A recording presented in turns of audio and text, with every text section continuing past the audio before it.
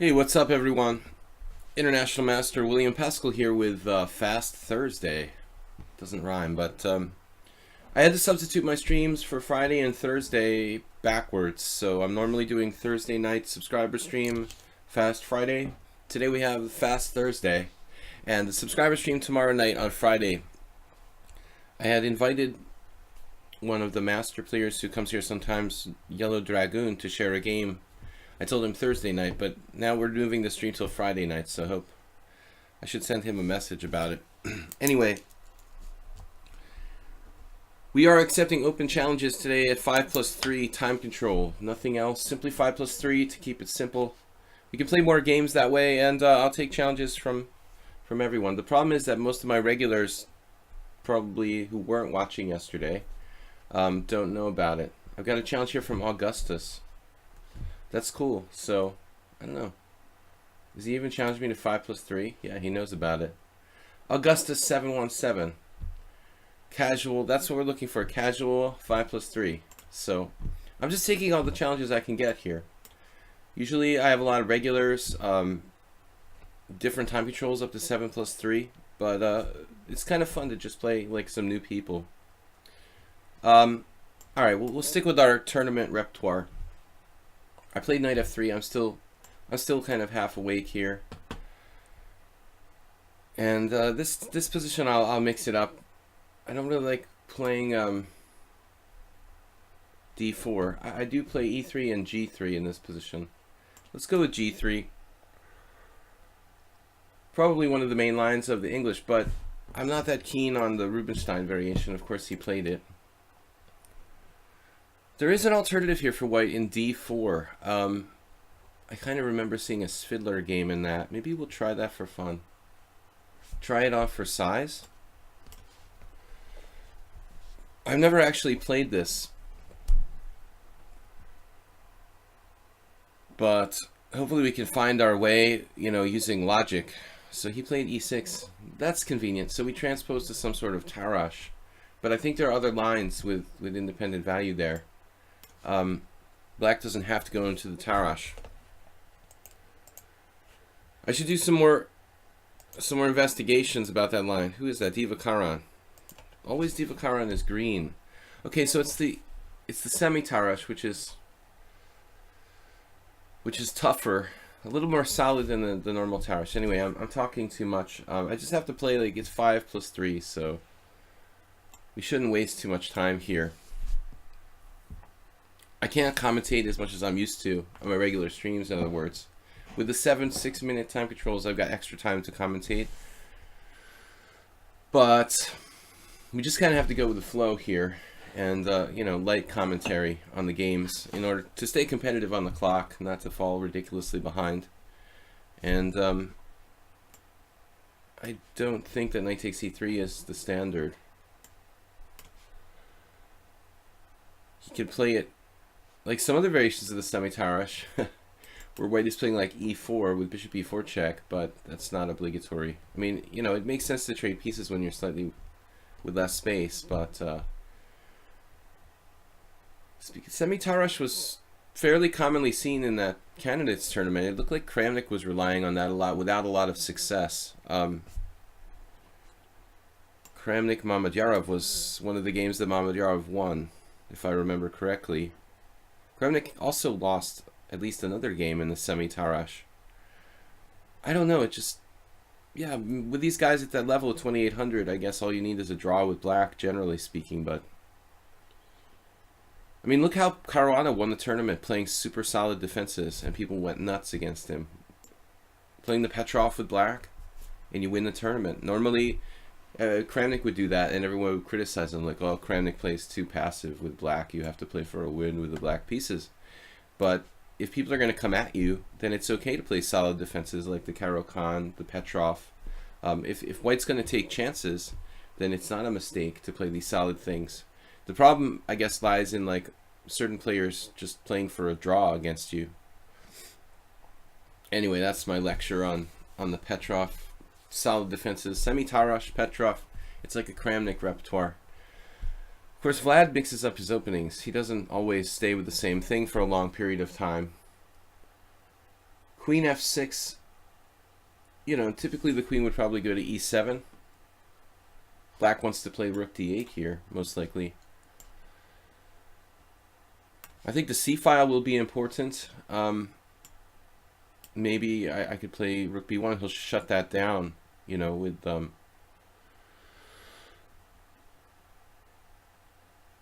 we could play rook b1. And if b6, we have tricks with knight e5. But not really, because the d4 pawn is too much of an issue. So I guess we'll play queen b2, perhaps. I mean, I wouldn't mind trading queens, but it seems like it makes life a little easier for black in a way. I think we remain with an advantage here, but it's very small. This is my natural tendency to err on the side of caution. That will give us a clamp on the center if we take with the g-pawn, maybe increase our positional advantage a little bit. On the other hand, we trade queens, which gets him a little closer to a draw, probably. But I think white here can play for an advantage on both sides of the board.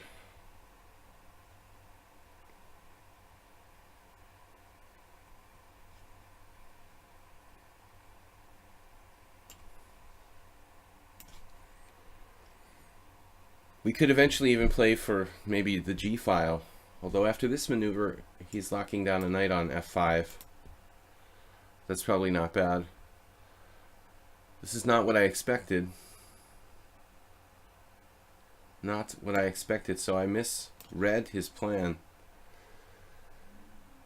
Misread his plan completely. I expected him to go with a different plan there. Knight c6 now. And take on d5 with knight against bishop, but I have a lot of white square weaknesses, so I'm not that convinced. But if I don't do that, what am I going to do? I have knight c6. Where does he go after that? 1900. He's higher in blitz than rapid, but not many rapid games. Okay. We have bishop takes d5 and knight e7 check. Slightly better structure. I also have knight e7 check right away. Maybe that's the best move. Knight e7 check right away and then go for the c file. Seems like our best hope here. If I give up my bishop for knight, my knight just doesn't have that stable of a position.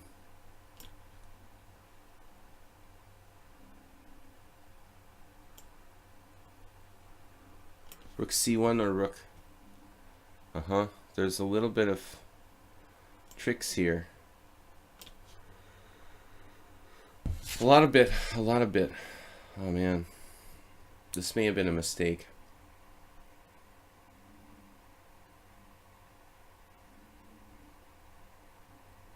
A lot of bit of tricks. Does that make sense? The other rook was probably better. Maybe the rook ac1. Though my rook isn't doing anything on d1. He missed a very active move here, rook g6. Which is extremely annoying. No king f1 because of bishop a6 check. And he's guarding 7th rank. I mean, it's not a bad move what he played. But he has a very active plan there at his disposal. So, alright.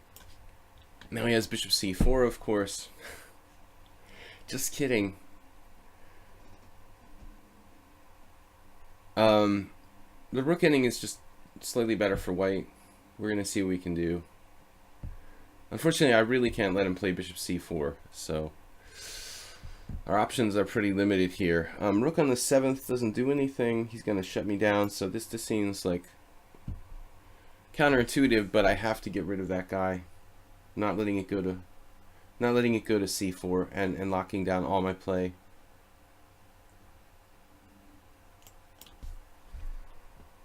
We got a Rubinsteinian endgame.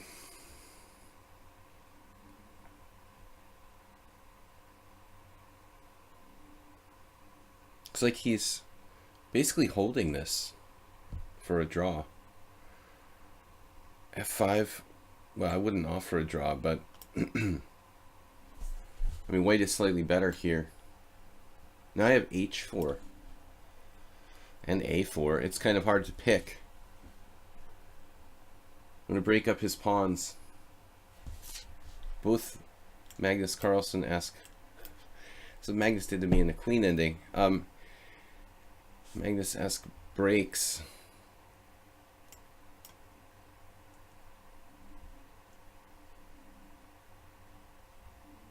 Like here, maybe.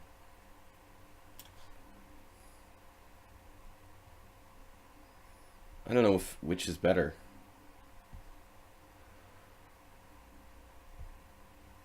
We're slightly better here. Maybe I should just simply have played rook a6.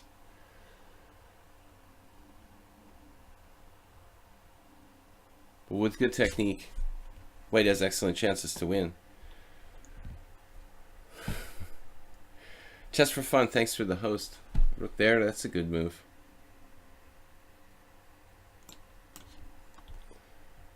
Alright, he's got one rook active. But one is not enough.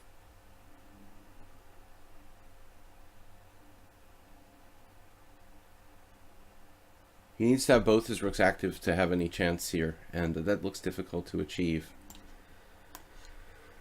Tying him down, and then we go for the other break.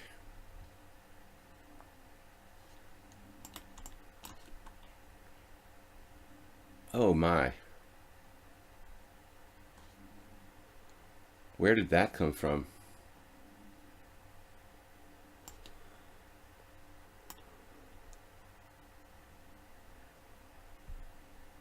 King h6 was not on my radar.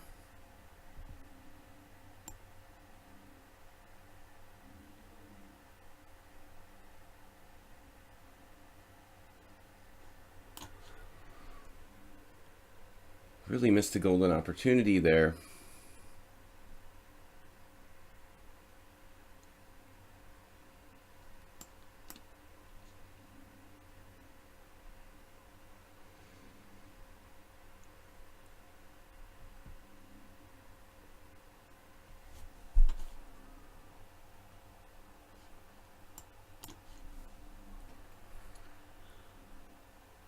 Creating a second weakness on g6.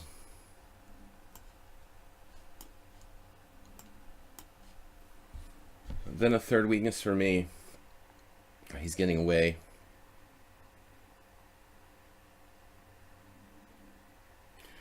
I hallucinated my rook was on h1 and I was mating him here. Augustus 717. 1600. Alright, maybe I have chances to win yet. I definitely have chances to lose this. Rook there, rook there.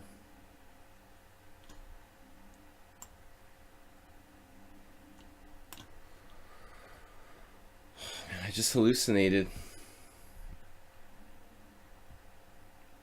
Yeah, alright. I think I'm not winning here anymore.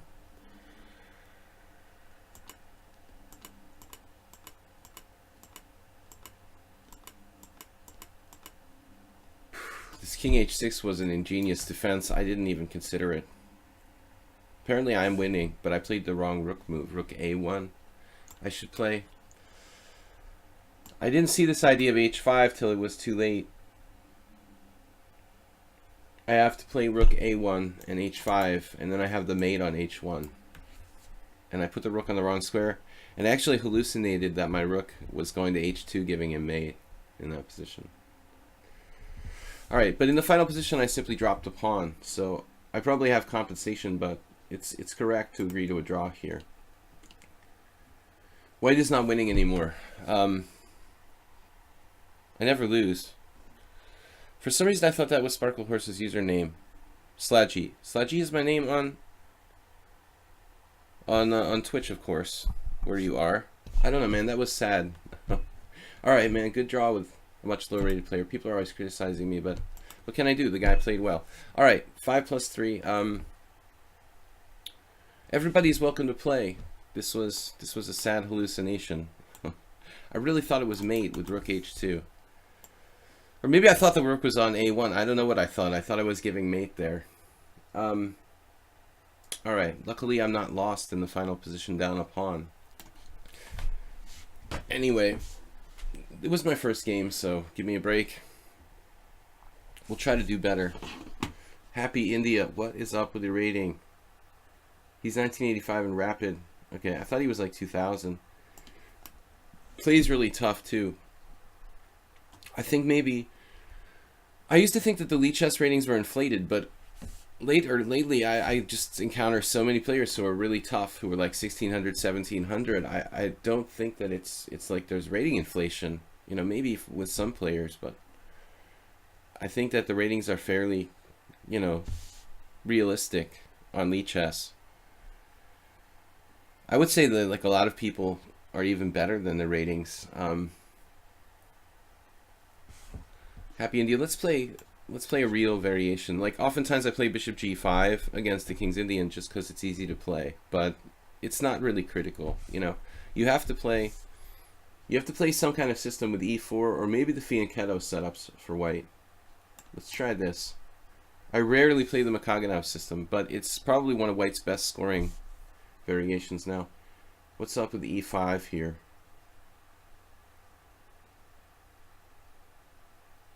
I mean, I think it's hard to support that move. Like e5, 98 even. I mean, I don't know what I'm doing. e5, take.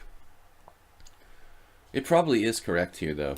It's usually not a good move in the King's Indian, but in this particular alignment where I've got h3 in, and he's played knight on bd7, this is probably one of the few situations where e5 is actually good for white. Normally not good. Don't believe Indian ratings. Well, this isn't an Indian rating. This is a lichess rating. That's different.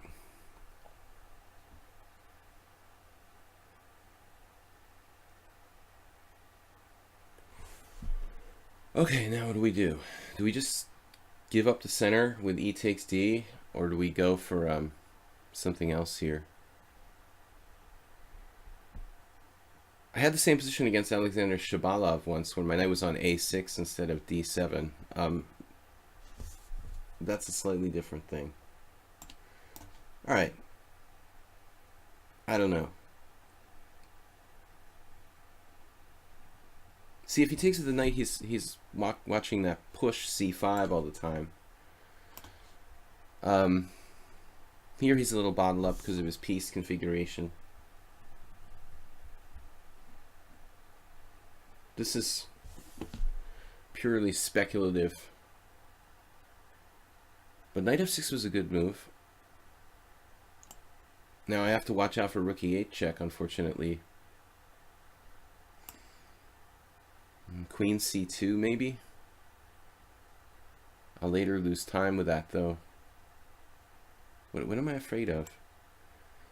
Queen d2. Don't be afraid of ghosts. If you have to choose between never playing knight f3 with white or ever, or d5 with black,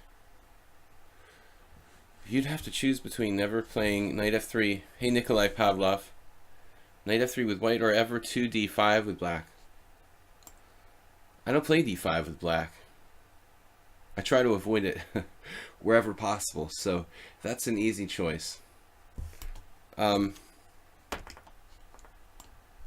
occasionally I'll play e4 d5, but that's about it. I don't play queen's gambit structures for the most part when I'm black. I'm very like into Indian defense, hyper modern stuff. Mostly the King's Indian and Queen's Indian. Nimzo.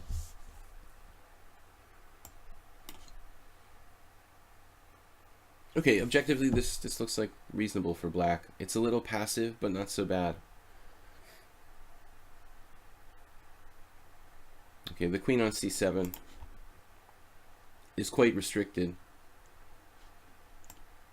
Want to keep him bottled up here, fighting for the e4 square.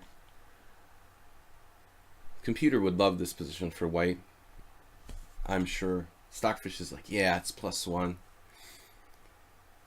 It's like an exchange French or something, where white is just better mobilized. Hey, what's up, Tukshar? I wanted to say Tukshar. Okay, now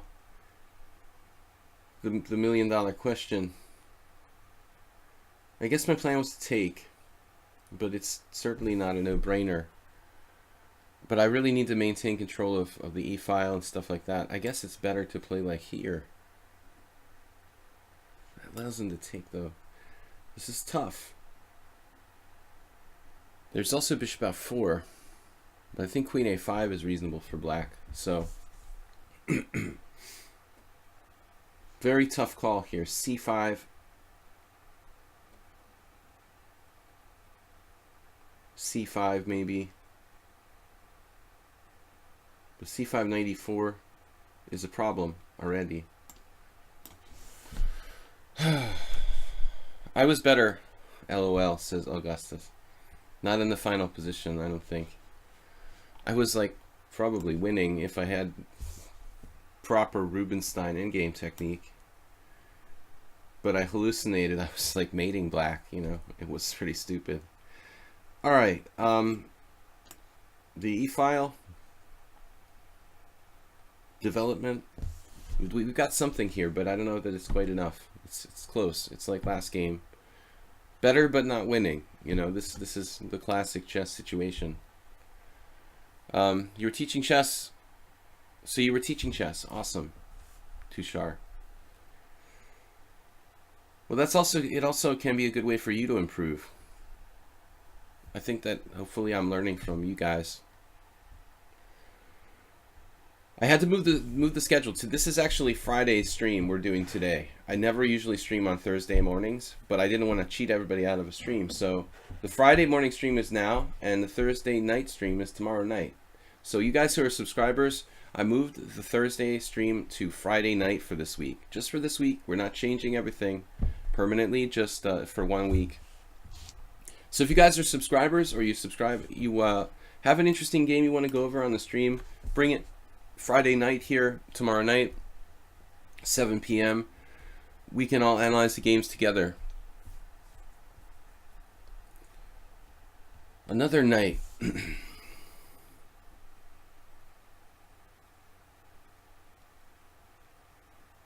Okay, this is like a classic looking position, but it's hard to crack.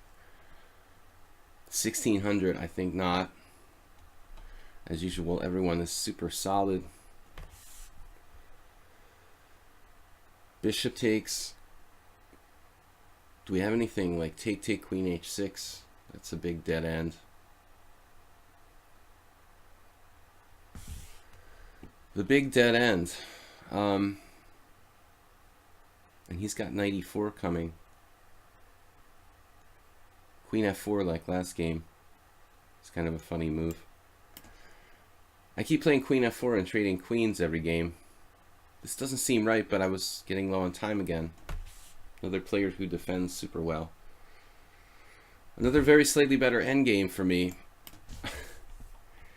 It's like identical to the last game. This one even less so, maybe. I'm not sure.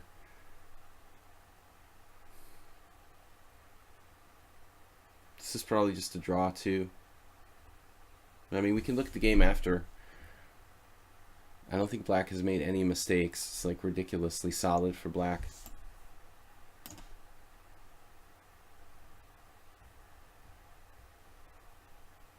I'm not sure that either of my opponents have had a lost position. Maybe the first one, I'm not sure. I was better, but when I get down to a minute, I start getting worried about the clock. And that's probably a bad thing. I mean, with a 3-second increment, I think I should be more patient, you know, before I start to panic, let's say.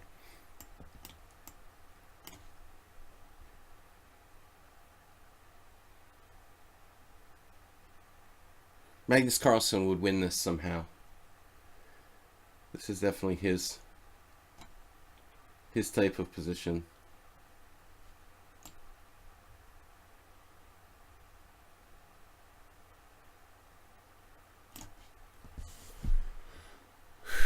Man.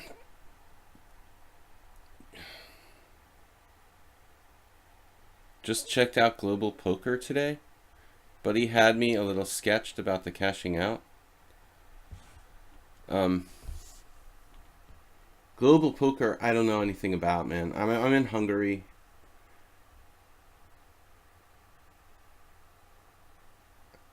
I mean, I don't play anymore practically online. I don't trust it. Bishop a4. There's a 1600 move. I don't know how it is in the States. I mean, maybe it's legitimate, but I wouldn't trust sites out here in the Europe. I don't play on PokerStars anymore. Bishop a4 is a really good move. Those are typical 1600 type of move.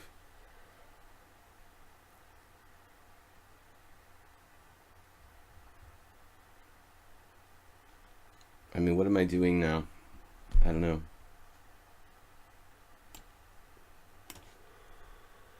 All right. I did manage to beat this guy the previous 2 games, but he seems legitimately strong. Well, I feel like I panic, even trading queens with queen f4 in both of these games is a kind of panic, I think, to some degree.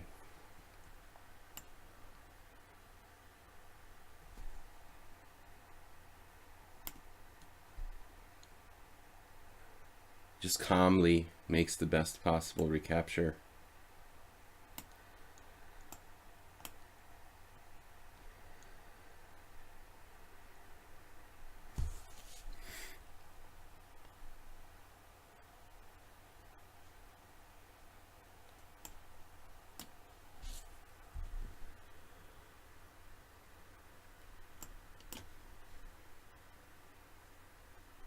Yeah, this is a draw. But let's see you prove it.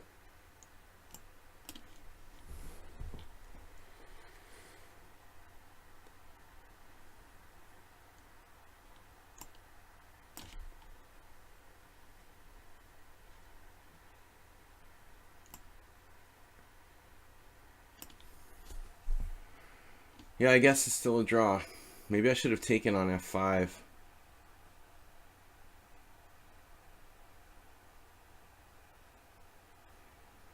Like the last game, there's no risk for me here, I mean, I don't have to be scared of losing, and in the end, in the final position of last game, there is a theoretical chance I could lose, Here, it's not really easy.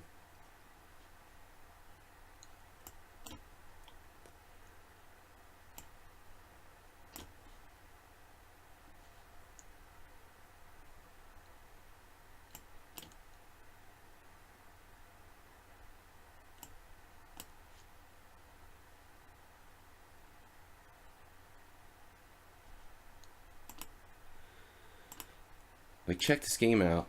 1600. I don't think he made any mistakes. Even this dubious variation in the opening isn't that bad for black. Like, nobody plays this. Nobody. I mean, I don't think there's one game with 97, right? I have my opening explorer turned off. Maybe there is. Okay, there are actual games here. No, I take it back. Okay, e5. Andreikin did this. So I should probably play like bishop f4, but the computer likes this. E takes d. Only one game with this. I mean, it just looks better for white.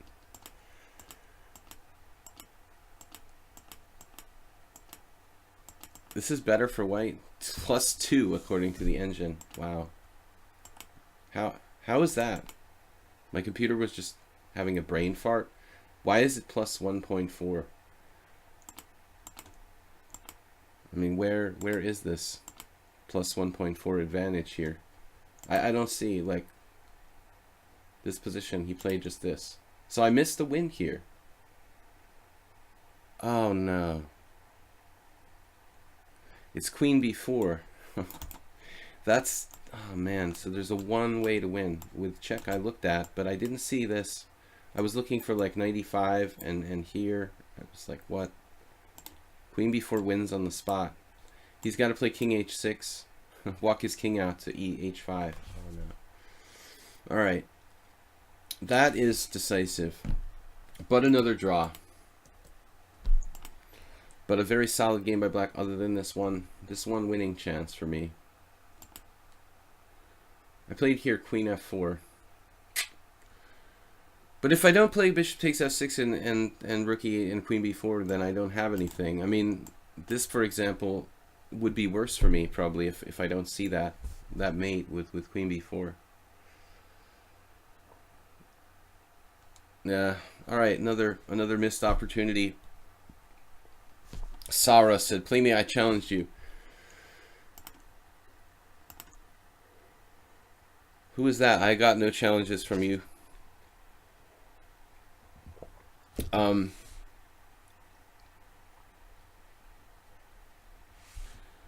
you get a game today? I'm not able to challenge right now, but I'll be able to in an hour. Well, I mean, you have to really like just be in the list. But if you get in the list, you can just, you know, I'll just skip over to you and you can come back. Okay, so put yourself in the list and then I'll just wait, you know, till you come back to accept your challenge. Okay, Tushar? Yeah, I know Pac-Man's Pal challenge is there. But the other guy's claiming he challenged me, but there's no challenge. So, another draw. I'm the master of draws. I saw queen b4 in another position, but I didn't think of it like right there. Now, I'm not that sharp tactically, especially in the morning when I wake up. All right, let's I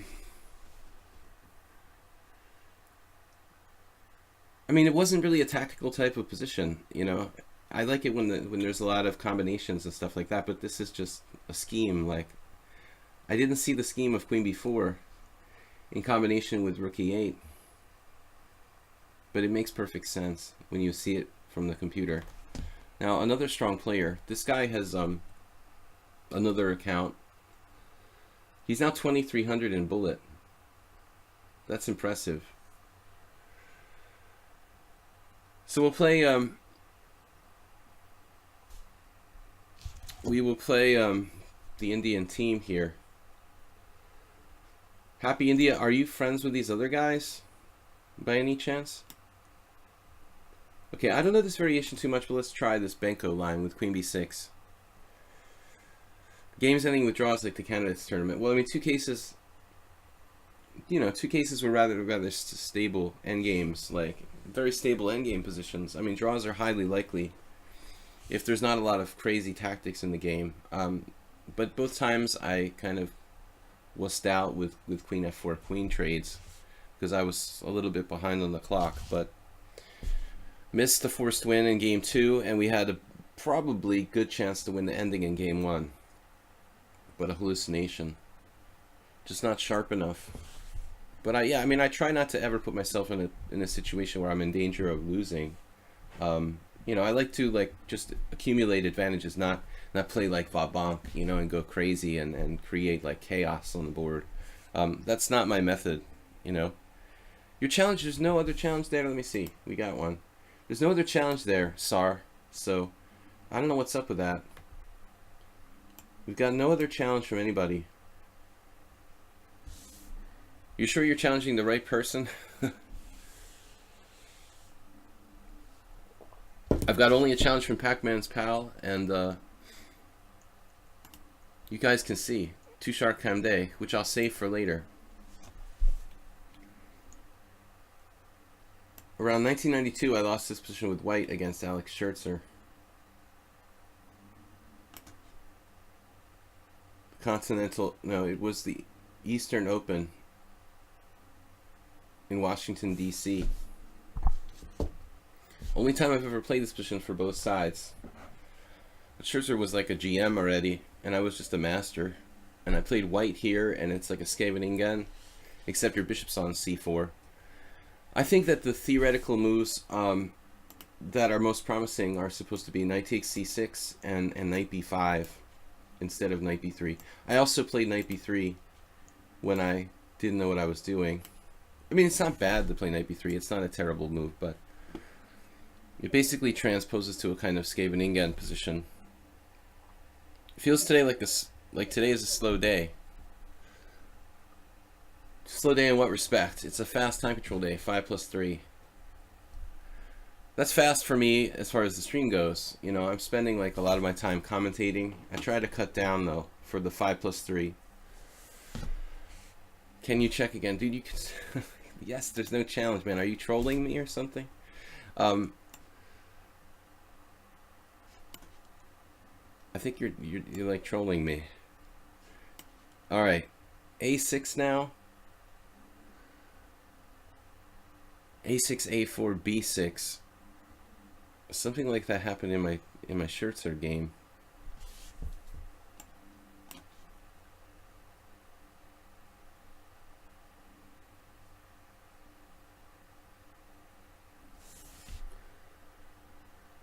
Kasparov would sometimes play on black as black in the Scheveningen, something like A6, A4, B6, and knight A5, allowing the capture knight takes A5, B takes A5, when the rook can come to B8 and be very influential. Even though you have doubled pawns on, like, you know, A5 and A6, black can get a lot of play.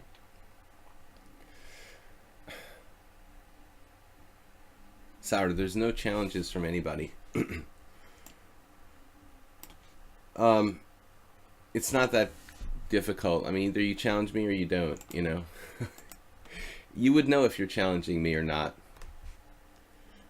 You have to click on my name and you have to like make a challenge and it says like you're challenging me or something.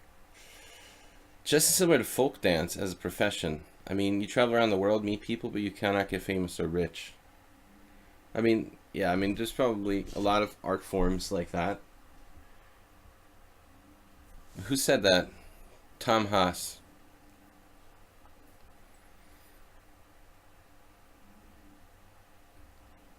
Tell me about it, not getting rich. Yeah, I definitely didn't choose chess because I wanted to get rich. I strongly caution people to adopt a second profession for their financial security. That's why I went to college. I mean, I didn't want to just have nothing to fall back on if chess was a total disaster. Okay, I guess we should think about castling here.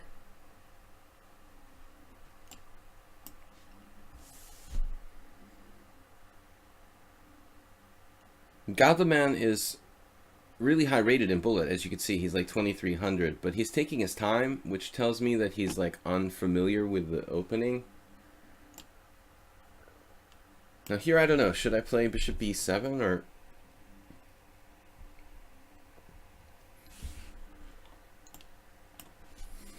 This looks more normal. I mean, to just play for b5 is absolutely standard what he's doing. A4, bishop back, bishop f3. I have the aforementioned idea of knight a5 possibly. And the knight can head to c4, or we can play that structure with the double pawns, a la Kasparov Nikitin. There was a really good book on the Scheveningen when I was young, by Kasparov's trainer, Alexander Nikitin, on the Scheveningen, and I think I picked that idea up there. But maybe more standard here would be something like knight to b4.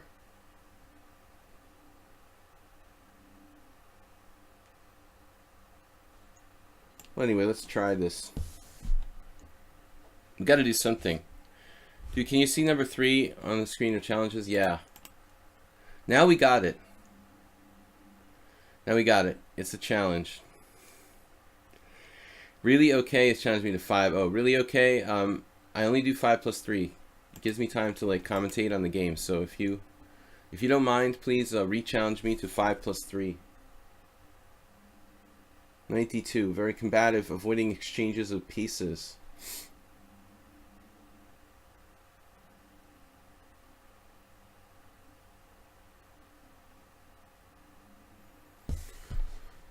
I'm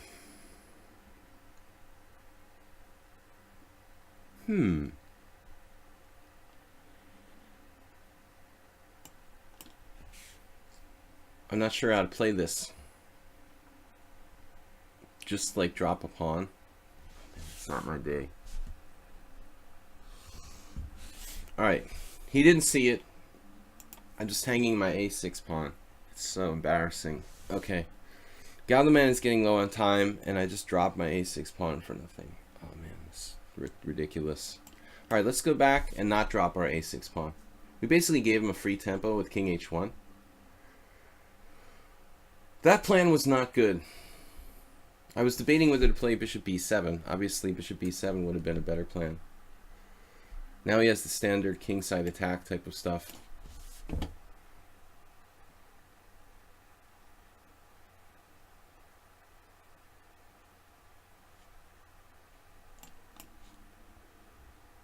This is in fact, wow, he really knows all the standard ideas here. Didn't seem like he did before, but now he's playing like he just knows all the standard plans. Quickly too.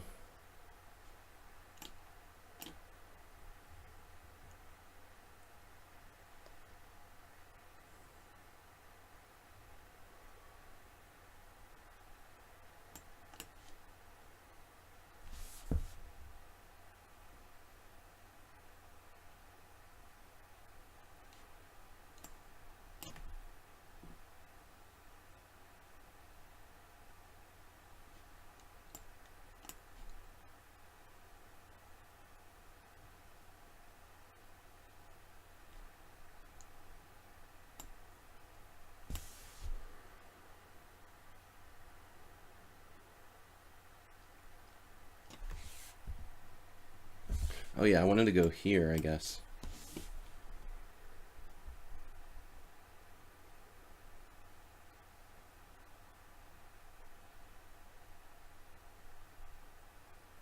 I could win a pawn with bishop takes c3, but that's really bad news.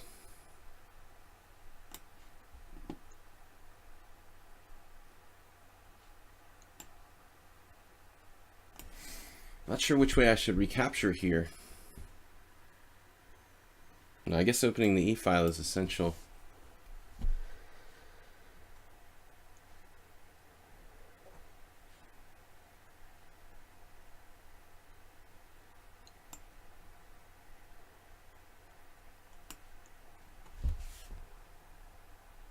Eight seconds for white.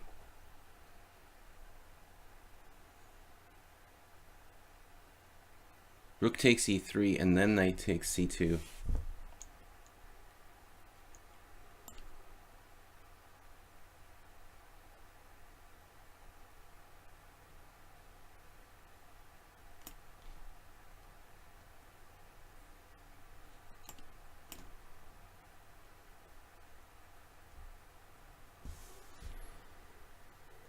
If I take on b3, he takes on c2. I take on a1.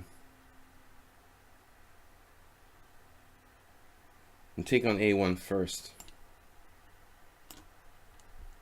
Because it doesn't matter. His tactical affinity is excellent.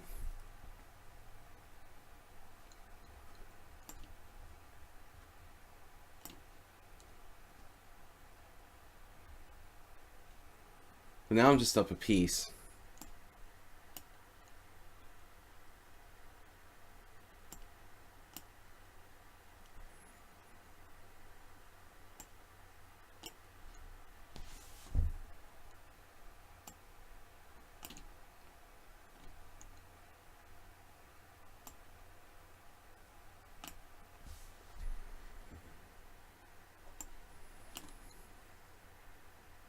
Okay. Alright, man, tough game. I don't know. We actually stayed ahead on the time in that one. Surprisingly, he's a strong bullet player, so I'm surprised that I'm ahead on time. He must have been he must have been like kind of unsure. This is all theory. Wow, check it out. It's all been played up through move 15 when I hung my pawn on a6 and he didn't see it. Oh, it's ridiculous. Alright. He already had like no time left here. 31 seconds when I blundered with bishop d7. So I have to play bishop b7 right away, saving 2 tempi for what I lost in the game. Alright, good job, me. So Pac-Man's Pal 5+3. It's good for your health to lose on time. It must be slow. He must be having a slow day today. He seemed to speed up there for a while. When we were down to increments, he was starting to find his speed again. Pac-Man's pal, I don't remember how you play exactly.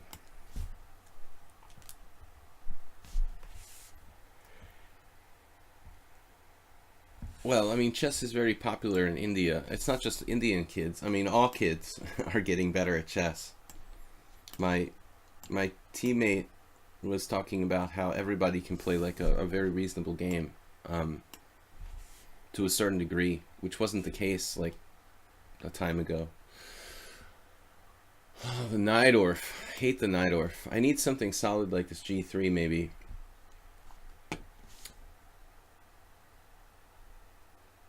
You know, we'll just leave the 2-shard challenge there. Actually, he fell out. I don't know what happened. Testosterone, change your challenge to 5+3. Please change your challenge to 5+3. Guys, if you're a subscriber to the stream, normally I do it on Thursdays, but this week it's Friday night subscriber stream instead of Thursday. So game analysis with subscribers on Friday night, 7 p.m. Central European time. I played only the opening and lost. Well, no, we both blundered, like not seeing the a6 pawn, you know. That's pretty embarrassing for both of us. Bishop g4 here. I don't really play this line, so I don't know.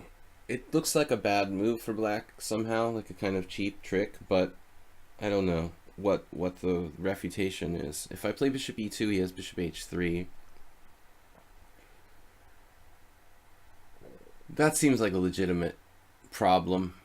I mean, you could try to play a castle queenside there, a weird position like bishop e2, bishop a. I'm talking too much. Okay, it's not a long game. I have to be more practical. So the other possibility is queen d3.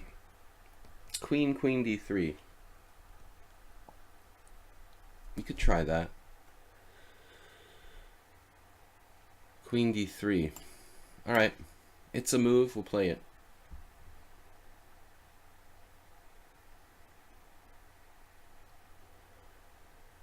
A place to go with the queen.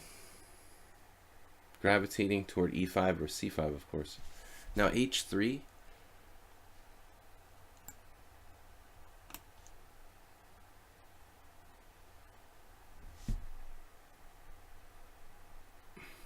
My queen will go to e3, where it's relatively safe for the time being. Anyway. Alright. Never played this position in my life, but I like messing around with new stuff. Looks logical. He's back to d7 if he wants to. So Tushar's challenge should come back. Yeah, it's back up there.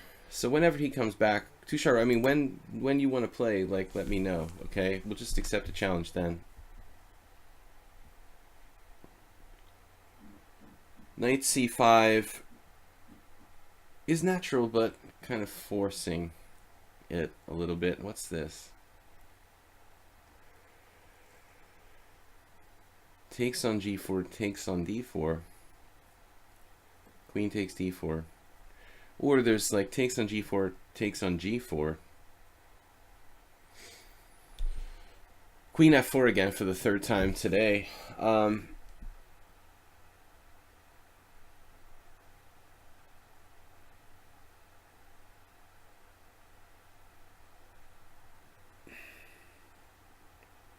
Takes on g4, knight takes g4, queen e2. I like this position for white.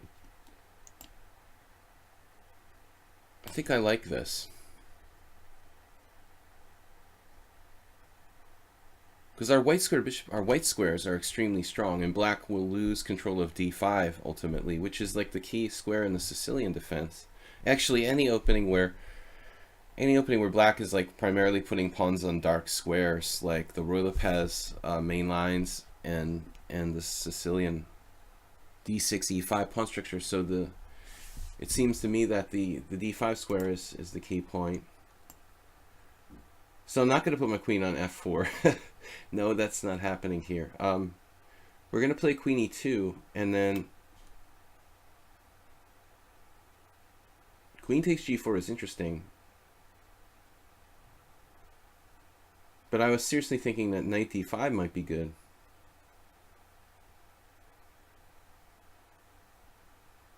The knight is so dominant there.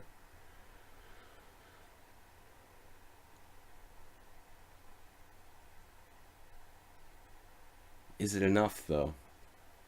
You know, is it better to just take on g4 and play something like queen takes g4, d takes c, b3, Alexander Ivanov style? I'm not that convinced. Either way, we're playing what? A pawn sack.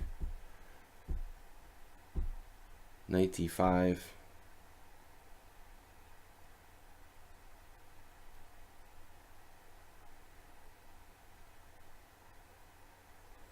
I honestly don't know which is better.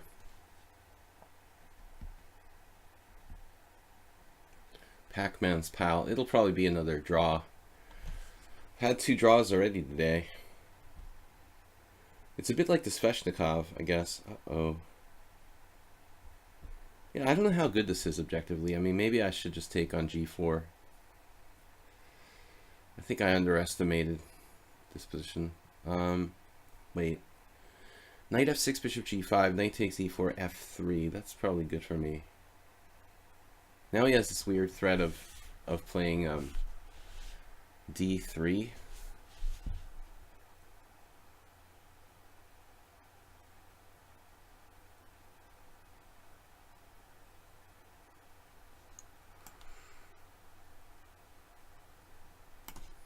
Pac-Man's pal 1900. This is not what I had planned. Basically, I'm playing a positional pawn sacrifice.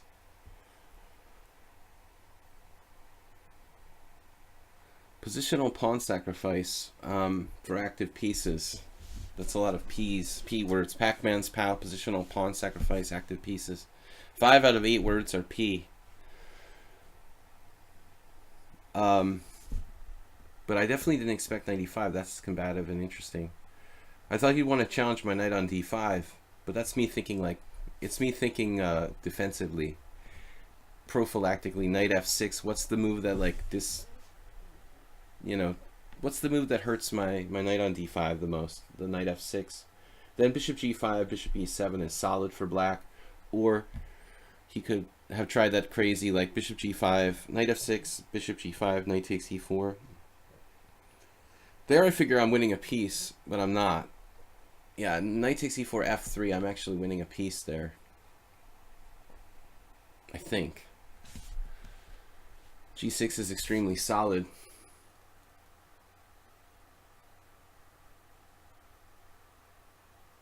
Now what? b4, something crazy.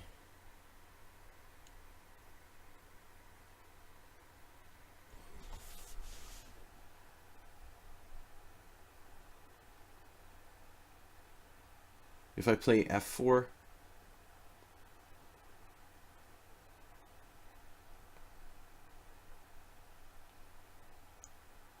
I'm gonna have to just go crazy here with f4. But this is far more tactical than I intended. Now d3. I could take it, play king f1, or I can play queen g2.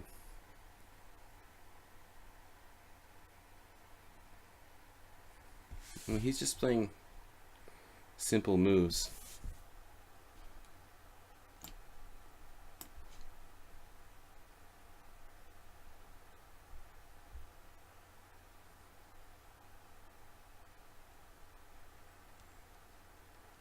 But this position is pretty chaotic.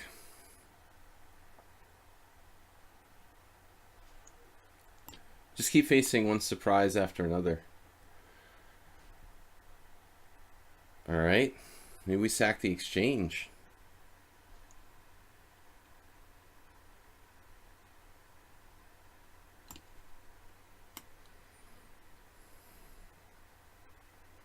This is probably a little too much.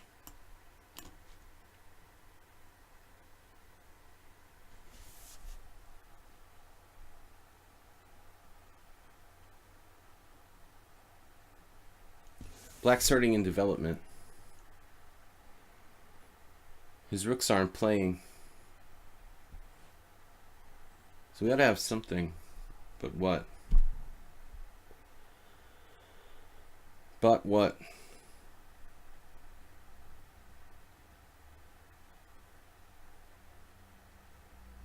Any sort of check on a5. This is an amazing combative move. Any sort of check on a5.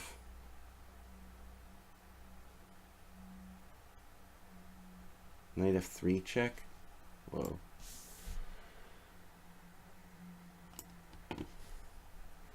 I really expected just simply bishop takes bishop, a recapture there. I think to pick Pac-Man's pal, Pac-Man's pal had a golden opportunity there to just trade bishops in place, d takes c, and he's probably better. Okay, it's still a crazy position, but now it's mate. And I don't know, I think you were actually fine, you know? Maybe you were winning. Damn, what a crazy line. I never studied the g3 lines. I've only watched other people play it. So bishop e2. I was concerned about bishop h3 actually here. This is, I didn't think of g4 though. Apparently this is very strong for white. So in the future I might just play that. It didn't occur to me to play g4. In fact, rook g1, but rook g1 allows h5, so it's not as good. You have to play g4 right away. Okay, that's good to know.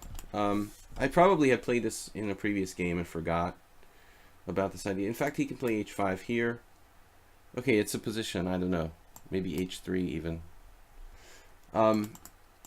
But this was played in a couple of games. Queen d3, knight bd7, apparently h3, and then I thought you were going to play knight c5 here.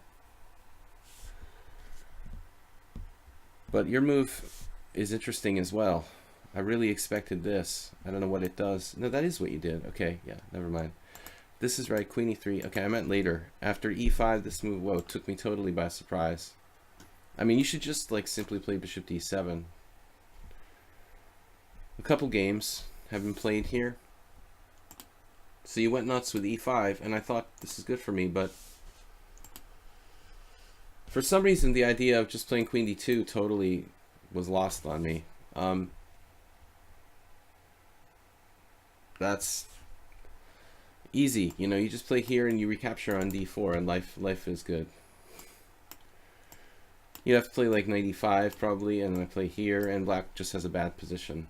But queen e2 is far from clear. I played queen e2, and then here I thought maybe this, but then you just take and you'll play like g6 and develop no problem.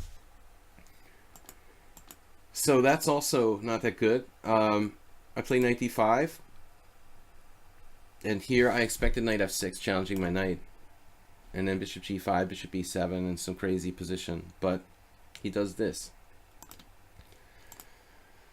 And suddenly there's this weird move d3 in the position. I guess I played the best move, f4. No, I didn't play it right away, so this would have been better. I wanted to have f1 for my king, though. That's why I liked... just maybe not that important. I can play f4 right away. If d3, queen g2. Which is an idea I had later in the game. And white's just clearly better. So a couple inaccuracies. Bishop h3 was bad. Now it says at 1 minute you were better. b4, I don't know. I guess I shouldn't do b4. I was concerned where my attack is coming from now. Here.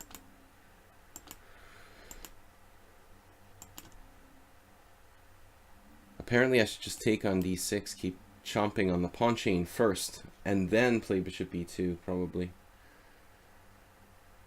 Then you won't have any recapture on c5. This is inaccurate. Knight d4 is a good move. Now you missed it. This is bishop takes b2, queen takes b2, and just take back. And I think that black is better. I don't have enough compensation here. So sad but true. We both made a lot of inaccuracies in this game. All right, Sarah is up next. Sarah, like Sauron. Sauron the Wizard. We'll play d4. Man, the games have been kind of shaky for me today. This was fun though. I like this position. This was nice and open and tactical.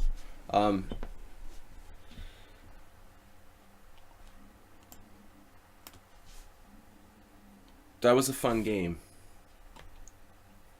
I don't like closed positions in blitz in fast games. I like open games. All right. Well, now I think I'm going to play knight c3. And I'm thirsty. Why am I so thirsty?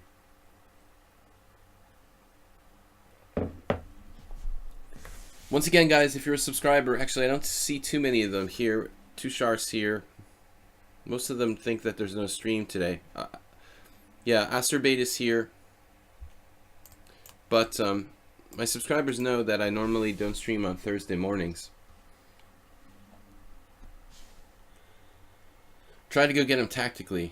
Blazing Heart, thank you for the bits.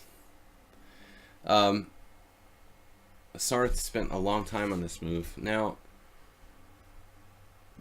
there's d5 here, but I don't think that's as good as knight f3. D takes c4 is probably black's best move. I've had a lot of people misplay this position against me. It's basically a transition to, well, it can transpose to Queen's Gambit accepted with knight c6. But I think that knight f3 might be better than pushing the pawn.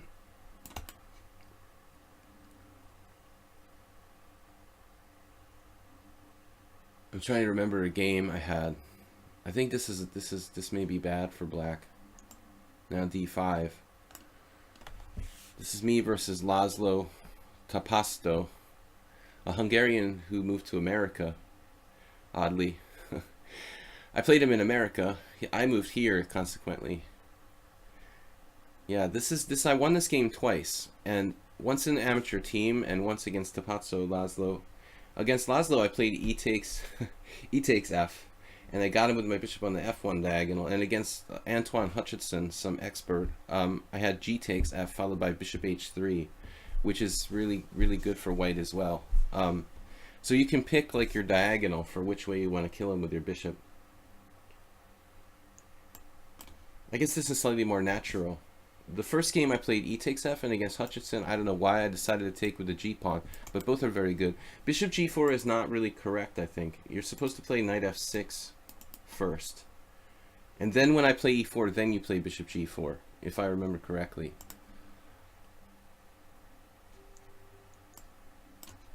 This is Laszlo Tapasso from a tournament in like another tournament in Washington, D.C. in the early 90s. Yeah, we switched places. The guy's probably dead. He was really old. I think he was about 70 when I played him, and that was like 20 years ago. But Sarah is smart. I mean, Laszlo played knight g6 and got toasted like right away. It was knight g6, bishop takes c4, and black can practically resign.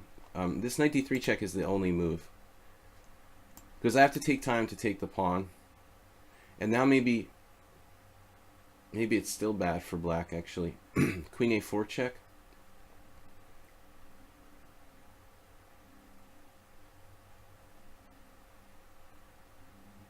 But I'm not certain, like, what happens after queen a4 check, queen d7, knight b5, rook c8?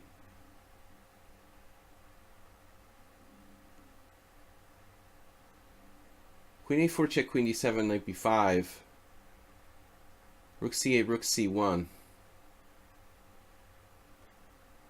Looks kind of ominous. Ominous happenings.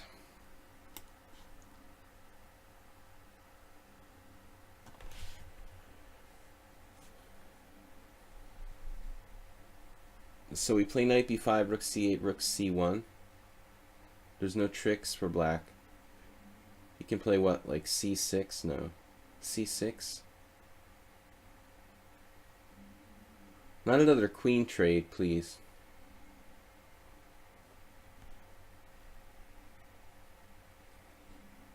Wonder if I made a mistake, if I should have played like queen takes d3.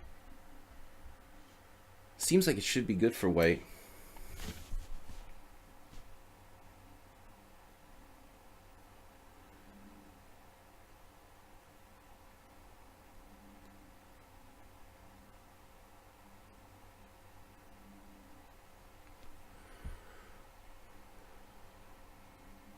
Okay, so the idea is rook c1, then he has to play c6.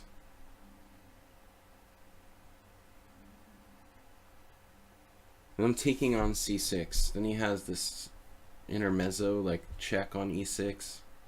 There's all the weird stuff going down.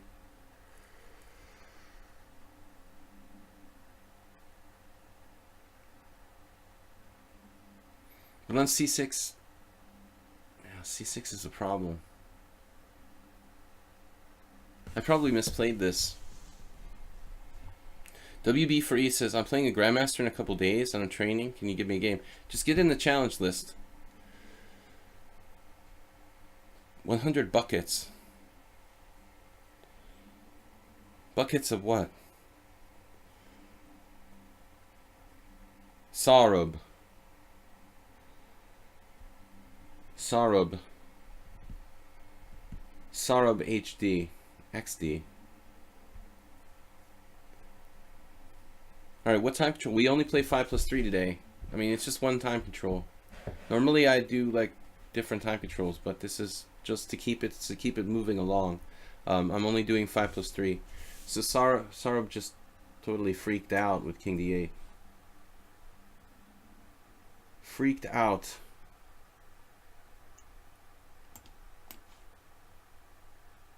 I'm not that sure what's going on after Rook C8. I mean, Rook C8, Rook C1, and C6, and Black seems like he's probably okay.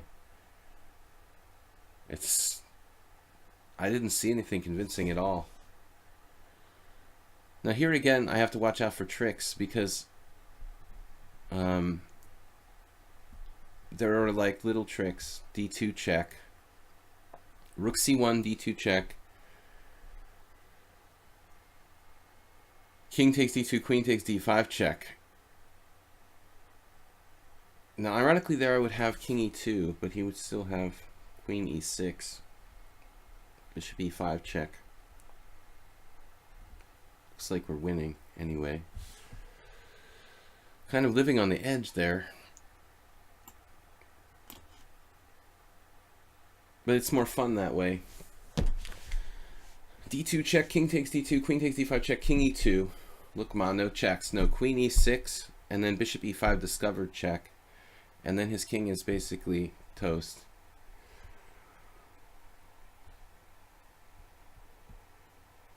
I wonder if he has another way to deal with the situation though. D2 check, king takes, not taking on D5, or instead of Queen E6 check, I don't know.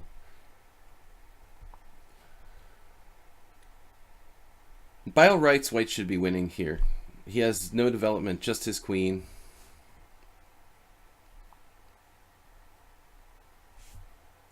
Why am I so thirsty? Anyway, guys, thanks for watching and subscribing. Normally, I'm not streaming on Thursday in the morning. What are we doing here? Oh, I have the evil check on F4. Bishop E6 check, followed by Queen F4 check. And that's it.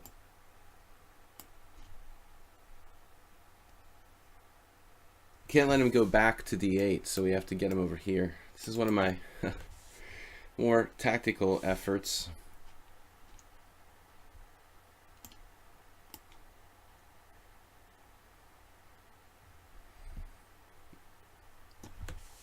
If you guys want to see a really pretty game, I was following the maybe I said this yesterday, I don't remember, but I was following the European Individual Championship, and this one guy who I think is a really great player, Maxim Malakov, he finished in like second place, but he played a really cool game with a beautiful mate against Tamir Nabadi in like the last round. If you want to check out that game, it's a really beautiful sham queen sacrifice at the end to give mate into a kind of cool theme.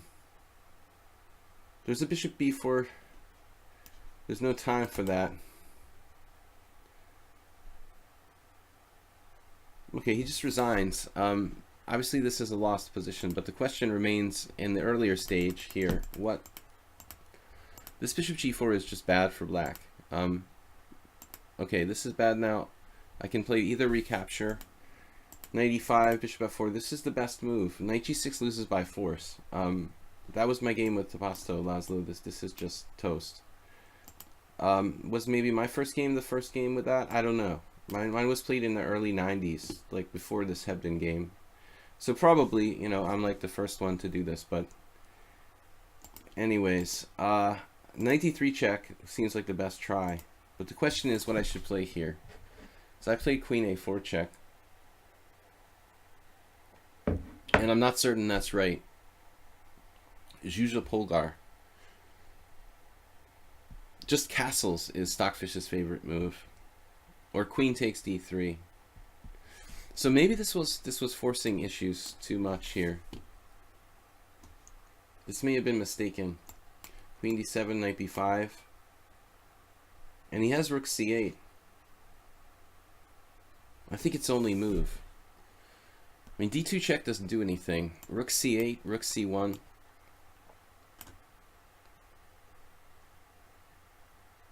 And then I had a hallucination. Oh, man. Yeah, so I had completely hallucinated this. I thought I had knight takes c7 check here, but I lose a piece. Slight problem. Yeah, so it's good for future reference. If this ever happens again, you can't play queen a4 check. You lose your advantage. I have to play just recapture. White's position is like overwhelming in terms of development and activity. All right, good to know though. We learned something. That's. Tell me when you can play Tushar. I will take your challenge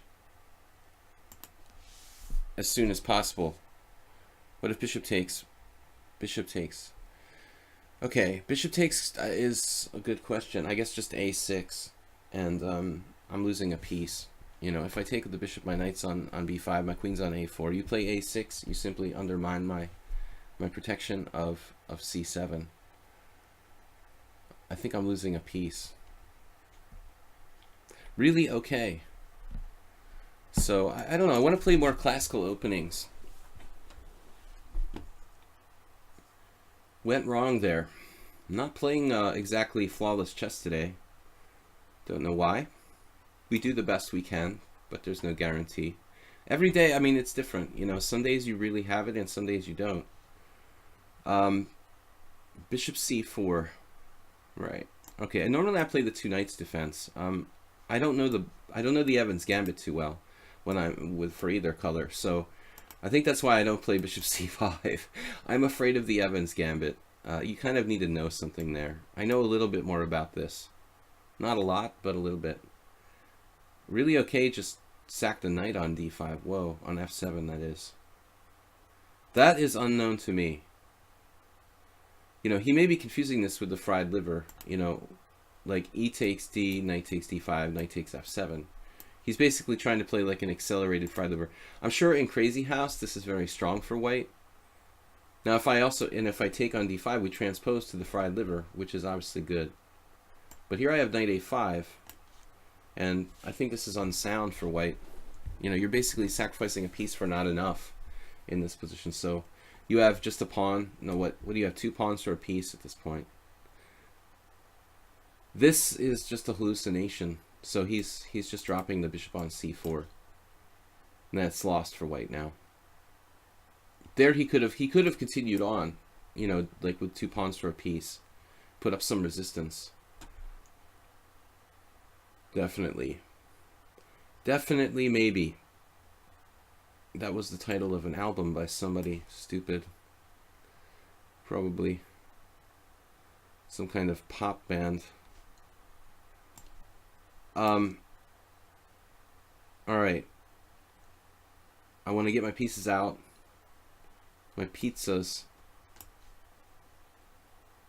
I'm not getting them out with knight d5, but my knight is badly placed on b6, and it's going to f4, where it will influence the game significantly. Hopefully. Maybe. Really? Okay. Knight takes f7 is just not a move. So he's basically busted down 2 pieces here. But that's good to know, you know, that you don't have knight takes f7. It's just lost. Okay, guys, 5+3 challenges. We finished this one. What do I want to do here? Okay, let's just make a safe move. I don't know. I'm up 2 pieces. I just don't think we should take risks when we're up 2 pieces. I could get, like, you know, strung out on some weird attack over there. There's just no need to do that. I mean, just be businesslike, win the game. There's no extra money for a prize for playing brilliancy. You know, in games from 100 years ago, there were brilliancy prizes in tournaments and stuff. But as far as I know, those days are over. I do have friends who seem to play for the brilliancy prize, you know, and they tend to mess up winning positions when just to kind of be cool, you know, like I want to win with the flashiest possible continuation. I think it's important just to win the game, you know. It doesn't matter how you win. It's how you play the game. Next, please. Yeah, but he's giving it the college try here. Kind of feisty. He's not giving up. The queens are on the board. You know, I don't think a beginner or anyone under like 1500 should resign necessarily, because they're down a couple pieces. Advanced players know to like resign in a position like this, but you know, I don't think that, you know, amateur or beginning players should necessarily automatically resign because they're down 2 pieces. I mean, probably you need to play it out at your level, at least to a certain point. If like a master played on against me down 2 pieces, I would be pretty insulted, you know. But I've told the story about how I lost like that once. Rook f3c, cagey tricks, like based on trying to mate me on h6. He's not giving up. Queen h6 sort of mating threats. Just lock that square. Doesn't give up. How do you get the time to get money for bills as well as go to tournaments to get your title? Well, that is a problem that, you know, I'm sure depends on individual people. People's are different. I'm wondering the same thing lately, like how many people can play in certain tournaments really not earning any money. Well, I mean, you know, I think the chess players historically are oftentimes rich, or come from wealthy backgrounds. You know, in many cases they have like families who support their effort to do it. I mean, it's certainly not easy, you know. Some people can find a balance, like teaching chess and playing in tournaments. That's what I'm trying to do. But at the moment, you know, for example, I'm really like almost debating not playing in the next tournament because I need money. Like I'm supposed to play in a tournament in April, but I'm seriously debating dropping out because I have to earn money, you know. So it's really a tough struggle for people, and some people I see playing in elite tournaments, you can guarantee that like a lot of them are wealthy or have wealthy relatives who support them or something like that, you know. So it's, if you look at the history of chess, like Morphy came from an extremely wealthy family. You know, if he had been like a worker, he never would have been a chess master. I mean, there's no way, you know. Chess is a little more like equality in terms of social level today, but you know, in Morphy's era, for example, like 150 years ago, people who were poor didn't really like go around playing in chess tournaments, and it's become more equal today. But it's not easy, you know. All right, Tushar Kamde, are you ready for the challenge yet, Tushar Kamde? Why not invest in cryptocurrency? I don't know. I've got some bitcoins. I'm scared like any moment, like the like, you know, American government will sink it by making some legislation. I don't know if cryptocurrency is a good investment, but I'm not an expert, you know. I'm a little scared at any moment it will tank. I don't know about that theory, Octavio. Any sort of investments are risky by nature. Supreme 5. All right.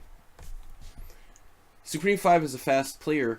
He's played like most recently one of my simul's. Guys, I do a simul. I do a simul on Sunday. It's 6 o'clock. We're doing 6 p.m. on Sundays. Mir Sultan Khan was an exception. Okay, so Mir Sultan Khan was, yeah, but I mean, okay, I don't know that much about the details of Mir Sultan Khan. He was like a servant or something, right? He was some sort of natural genius. But on the other hand, like, how many tournaments did he get to play in? You know what I mean? Like, maybe Mir Sultan Khan could have been a challenger for the World Championship if he wasn't, you know, if he was financially, you know, well off or something. But he ended up, like, disappearing. Or what happened to Mir Sultan Khan? You know, after a few successful tournaments? Did he die, or did he just quit playing chess? Or I'm not sure of the history there. I had the same game against someone. Was it you, Supreme 5? Oh, I think it was a blitz game. No, there was a rapid tournament earlier this week. I had the same position against a guy named Vlad. Now I remember. He went back with his master. I don't watch anybody's channels. I have barely time to do my own, basically. I rarely watch any other streamers. I just don't have the time. I mean, I barely have time to, like, take a shower and do my work and do the stream and stuff. So, E3 here. The other guy played G3 against me. He went for a fianchetto type of setup. I won a nice game against said guy. Now, E3, though, is different. Slightly different. Let's see what Supreme 5... He's a fast player. He's very, like, just practical. Plays too fast, actually. What time zone is the simul? So all my streams are based on Central European time. It would be Central European summertime now. Queen C2 is a good move.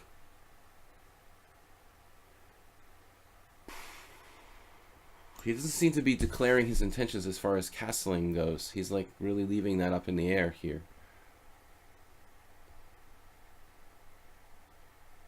The G3 variation, there was a game like Karpov-Grishuk or something. But E3, I don't know. I just don't think that A3 is the most critical. I saw there's even a game like someone had against Carlsen with A3, but... And black can also play bishop E7. This is much more combative for me to avoid exchange of pieces here with bishop E7. But it's also highly risky. And I don't know if it's really objectively good. So I like to get that piece exchanged. Should give award for the best planned blunder. What is my job in real life? Damn, this isn't real life? I didn't know this was like a dream or something. No, this is, believe it or not, this is like not my job directly, but part of my job. My job is being a chess player right now.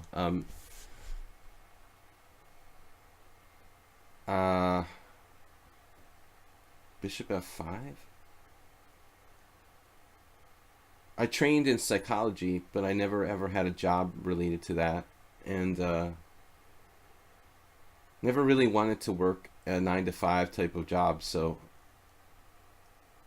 I always try to avoid like classical jobs as a way of life. Teaching chess I've been doing for a long time, but I was also playing poker full time for like 6 years. That kind of dried up, so I've moved back to chess full time. But if anything goes wrong, you know, I'll probably go work at the post office or something.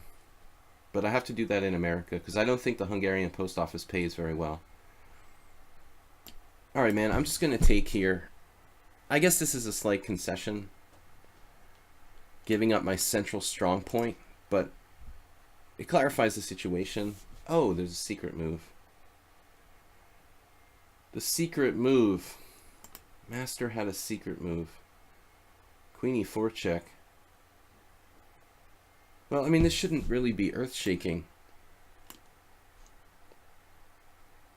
Position is approximately equal. Well, personality type.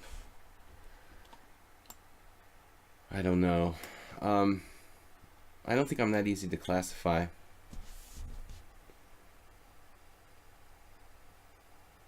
Narcissistic. No. What kind of personality disorder do I have?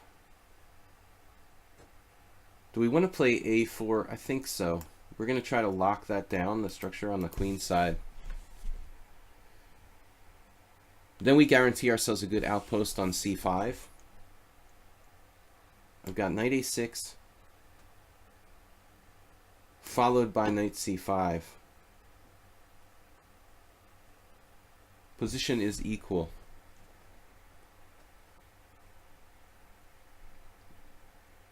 I don't remember all the personality types now. I haven't studied it in like 20 years. But I don't know what I would be. Knight a6. This is going to hold the c5 square, bishop d7. It's been 20 years since I graduated from college, so it's kind of, well, not 20, is it 20?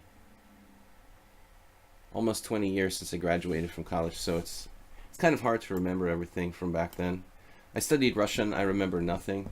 I can speak, you know, like 100 words. I was never fluent, but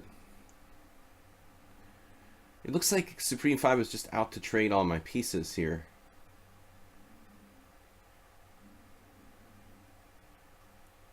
Bishop takes.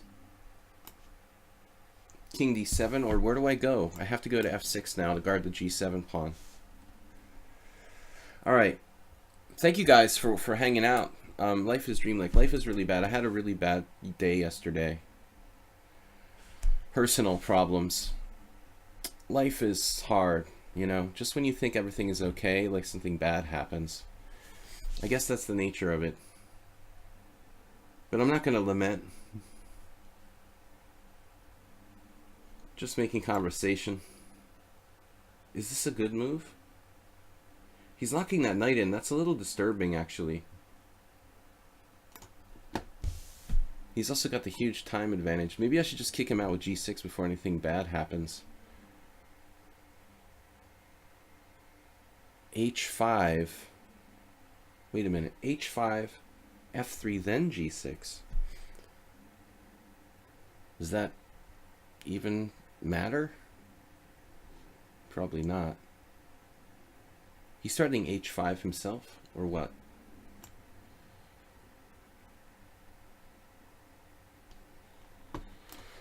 He's not concretely threatening anything here. I mean, I guess that's the point. I'm just getting freaked out by that advance over there. My default plan is working at the post office. If this doesn't work out, you know, I can always be a reliable mail carrier.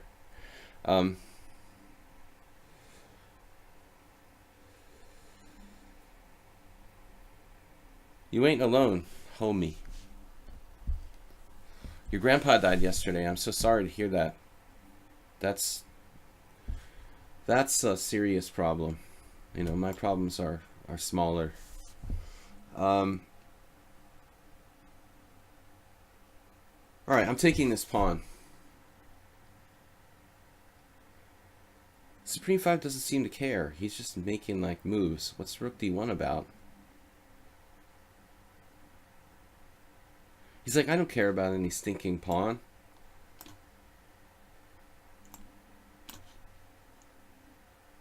I'm just gonna make moves. Alright, that guy has to be protected. But he's burned his bridges behind him. I mean, this queen side is gonna fall apart now. He's got a3 and c4 Isolani. I don't think he has a realistic attack.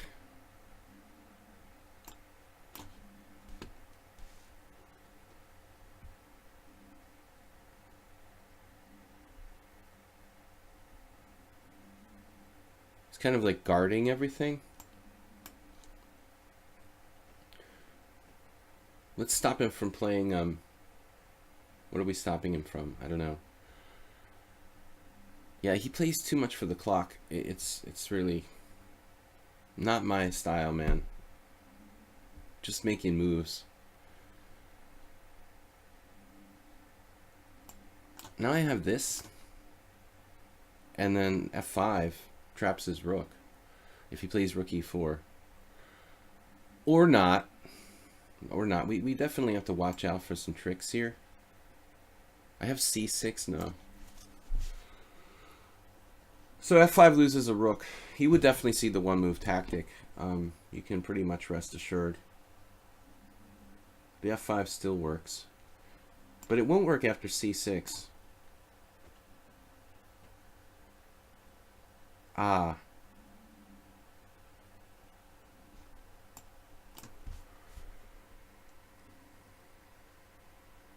Fortunately, his rook's hanging with check there. This is like literally burning your bridges behind you. Supreme 5 is an expert in bridge burning. We've got knight takes e4 with check, and his knight is hanging at the same time. I was a little bit nervous, but now I feel confident.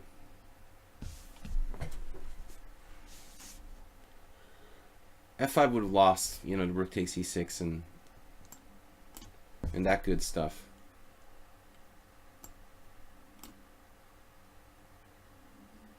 He resigned.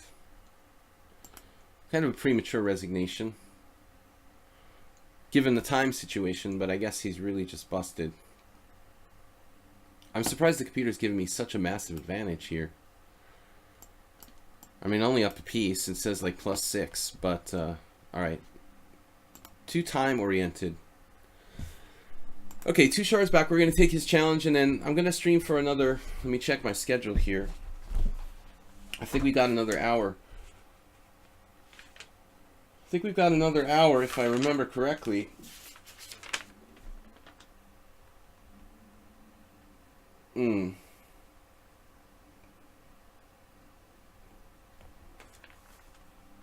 Should be.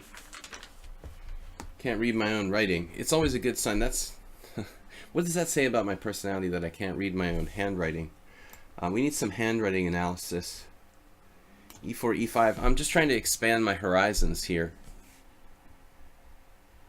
But the last player, I think he's pretty good, but he gets carried away with just trying to play fast, you know. Probably he doesn't play any increment, you know, and then he just doesn't know how to adjust to the increment situation. You can't play for the clock when it's increment. Or you can't absolutely play for the clock. You can play for pressure. You can put, and you should put your opponent in pressure, on, you know, under pressure on the clock, but you can't play for the clock. You can't play for winning on time. Like the first time I encountered like I remember a time delay tournament, I lost like trying to push this guy over on the clock. Let's play Mamadjarov style. No, wait. Was it? No, somebody else I saw play this recently. I mean, maybe Mamadjarov has played this line, but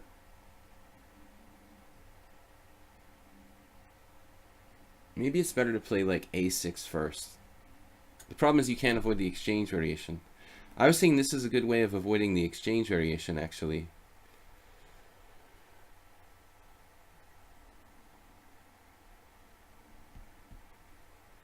Smyslov.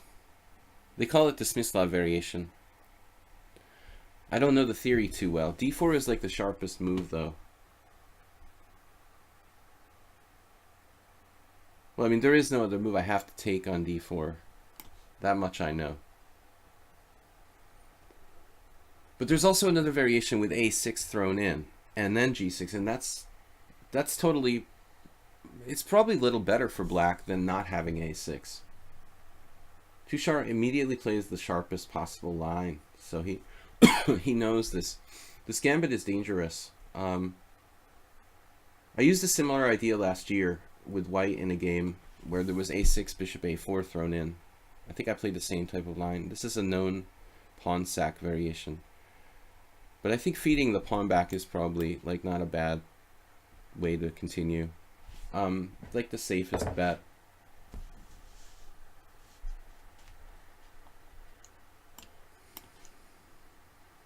But I'm basically on my own here. I don't know the theory. I played one game with white in a similar position, and I've played blitz games on and off. But you really need to know what you're doing. Even this might be a move here. Coming back to e7.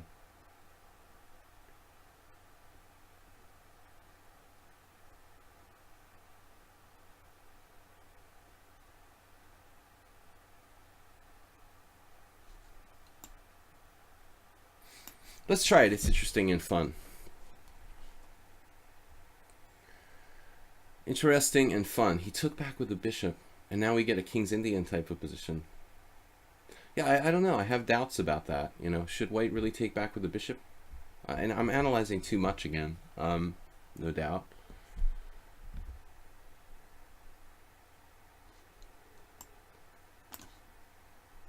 You know who played this? It was Gawain Jones. He had a very good result at the European Individual Championship. There was a game he won in the last round or next to last round. Actually, he didn't play that well in the particular game that I'm referring to. But Jones is a really interesting player. Very creative, extremely well prepared in the opening, and extremely strong tactically. The guy has a lot of talent.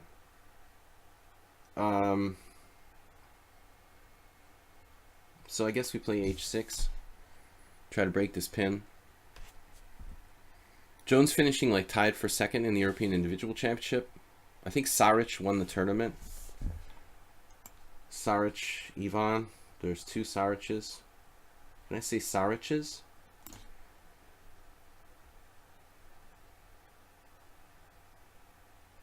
But Tushara's adapted pretty well here. I mean, it seems like... I don't know about bishop takes d3, like, because I couldn't play d6 with the way it stood there. Knight g4 now.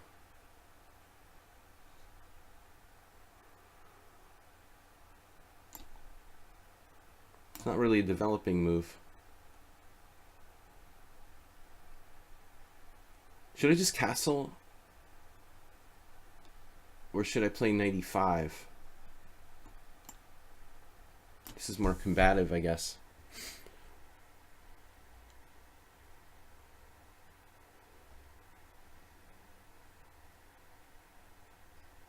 What do I do? Take back with the bishop here? Yeah, in retrospect, I don't like this plan for me. Bishop e5 check is a strange move. He's going off. He's gone off on a tangent here with bishop e5. That is not a good move. I think he had a good position with simple moves there. And now it's not nearly as good as it was.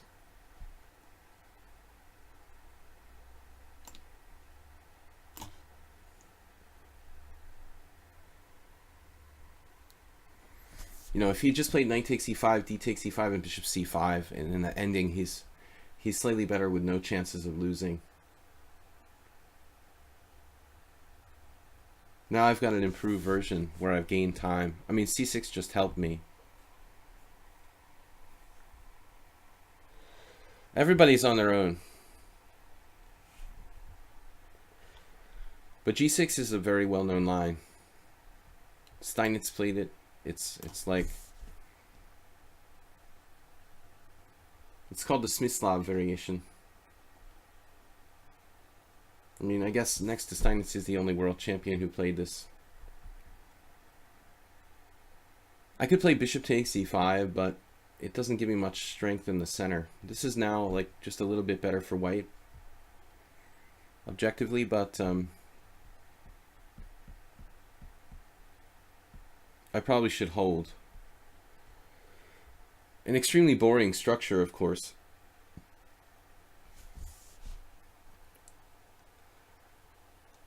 What would Gawain Jones do? I mean, we can't... Can we dare do like f5? It just looks too risky.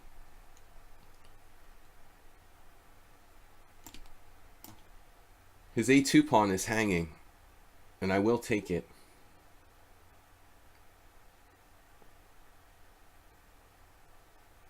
Oh, he didn't believe me. Does my bishop get trapped? Bishop takes. I mean, c4, a5. I don't see my bishop getting trapped here.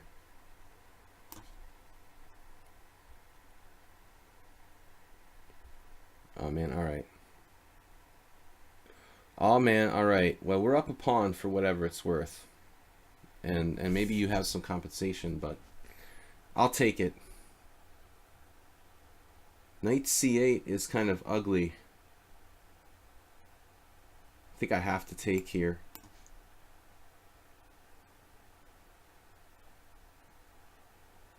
But now we just try to batten down the hatches.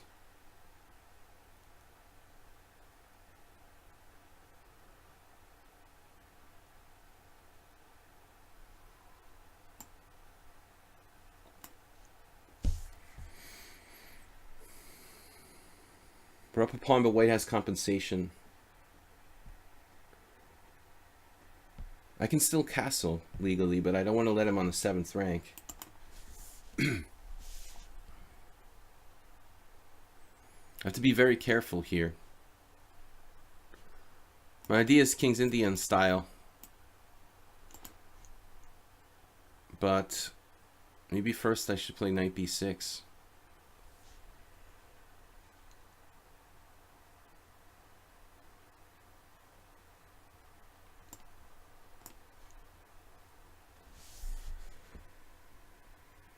This will keep him off of my face, basically. Oh, that loses a pawn. Oh, man. All right.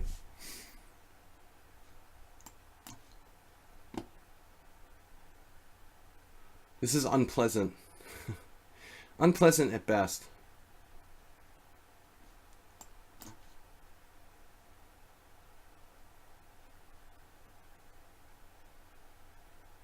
I should be able to hold a draw, though. I mean, realistically, rook d8.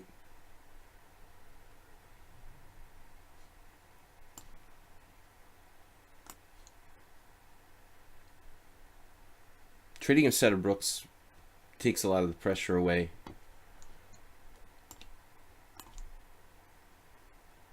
Now I have bishop g5.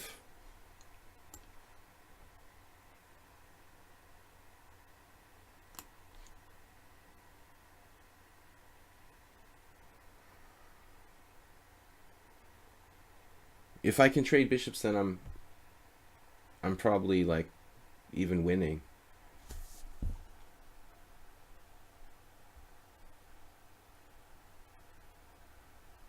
The opposite color bishop endgame is probably like slightly better for black, but a draw objectively.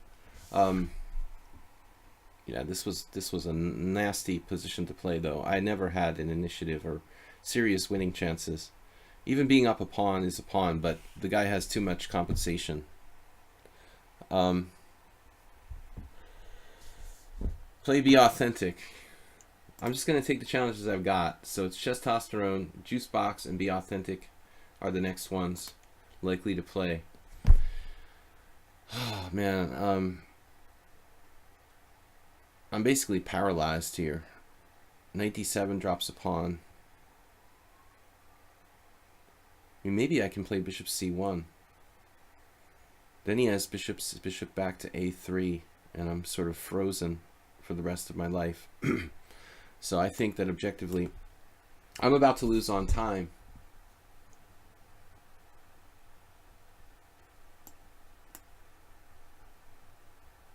Can I try to win with maybe bishop knight c8?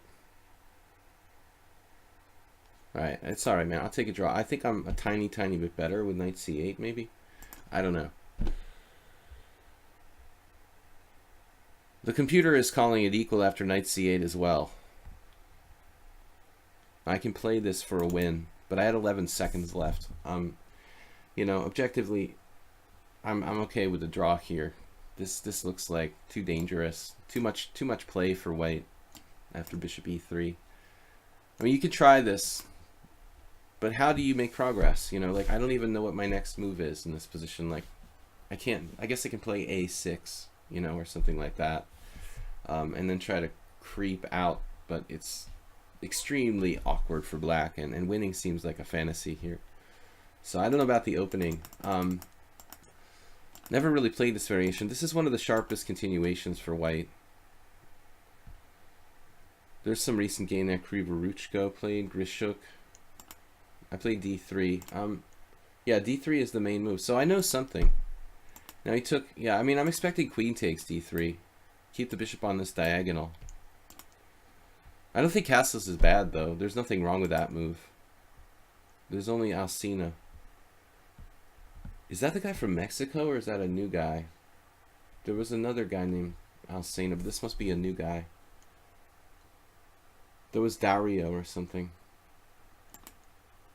Bishop g5, what's this? Engine's favorite move. And I was supposed to play knight on gd7. I played this. He plays bishop takes. I thought queen takes is better, so that you keep me paralyzed on this diagonal. But it looks like my move may be wrong. I guess I'm just supposed to move and develop my knight here. It's just too fancy to play knight on c to e7.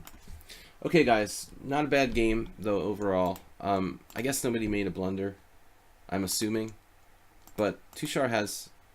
I don't know what he's supposed to do there, actually. Looks like the only move. Knight f6, here, here. This was a little risky for me to play this maneuver. I don't know. Yeah, here I thought you just simply take on e5 and you're better. I mean, I don't know. I thought maybe bishop c5, in fact, but then I have b6. But this simple position, like a kind of Tory attack, it's thankless for black. Like, there's no winning chances I have a bad bishop on g7. It's a bad Tory attack against the King's Indian for black here. I've been there before, so I know what it is. But anyways, you played this move. I didn't like it. You know, bishop e5 check looks like a time waste. Maybe it's not that bad. Then we have a similar position, but here I can trade queens. And this was interesting. I mean, I thought you're automatically going to take with the e-rook, but he gives me the pawn on a2. That's quite an idea. Now, you could have played bishop c4. Wow. Bishop c4, bishop takes c4, knight takes c4, threatening knight d6 check. Then I guess knight c8 is like only move. And again, you have massive compensation in this line as well. I mean, black is just groveling for a draw here. White made 1 inaccuracy, black made 1 inaccuracy in the whole game. That's pretty strong. Testosterone 5+3. Yeah, I kind of feel like I had to take the pawn too sharp because I don't have another option. I will take material when I'm desperate, you know. It's like a caged animal. If I have no other choice, I will go for material. Testosterone. Testosterone. Yeah, you know that I'm desperate when I'm taking material. But there just isn't another option, you know. I'll take the pawn and hold on, you know, like a dog. I mean, if I have to. Not my favorite way to play chess.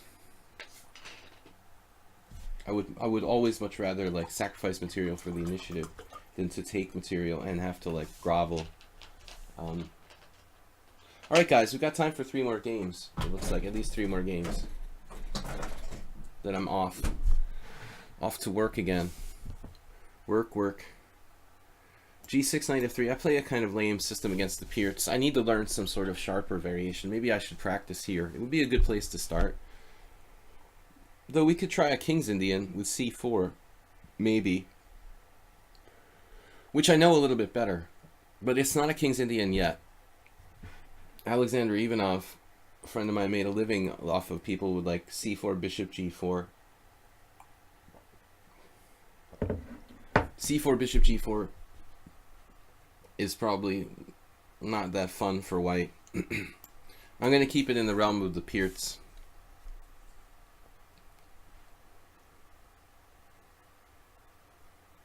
But the classical Pierts doesn't offer white very much, objectively. I can try h3. That has its it has its downsides too. This was a move recommended by Grandmaster Roman Gigiashvili in his videos or something. How much hours of chess would you say you play every day? Well, I'm at the moment, you know, not really playing too much. I mean, I'm playing on the stream.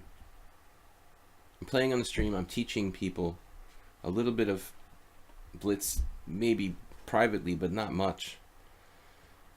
The Fianchetto type of setup here. So I don't play myself. I mean, just what you see on the stream for the most part. I rarely get a chance to play on my own because I'm teaching all the time. But as far as spending time on chess, I'm probably spending like 6 hours a day on chess.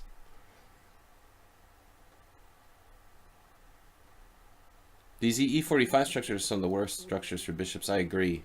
You never want to be in a King's Indian situation like that, Turkey Farm, where Yeah, I mean, it's a nightmare. I mean, I try to avoid that like the plague. If I have a Tory attack structure where I'm black and my bishop looks like that, I'll do anything to play bishop f6 and like trade it off or something. You got to get rid of the bad bishop in the King's Indian type of situations. Now I've played the move h3, which is a bit time consuming. If I castle, you know, b5 might actually be good here. Castle b5, e5. And then what do I do? Castles b5, e5. Takes on e5, knight takes e5. Actually doesn't look so bad. So I'm not going to fear b5. If b5 we play e5 and we go. It would probably be better to have like rook e1 instead of h3 for that sort of scenario. Now again, like in the first round, the first game today, the first round, we have the old e5 here, and if there's no knight g4, I think I might have had this similar position once, e5, knight d5. But I'm not obligated to take this path with e5. I mean, it may be okay for white, but I don't think h3 is that useful. e5, and I'm analyzing too much too. All right. Yeah, let's not and say we did. Let's play more classically here with bishop e3. All right. Well, this is actually the same structure as last game. Queen d6 is possible, but then rook e8, and he kicks me out.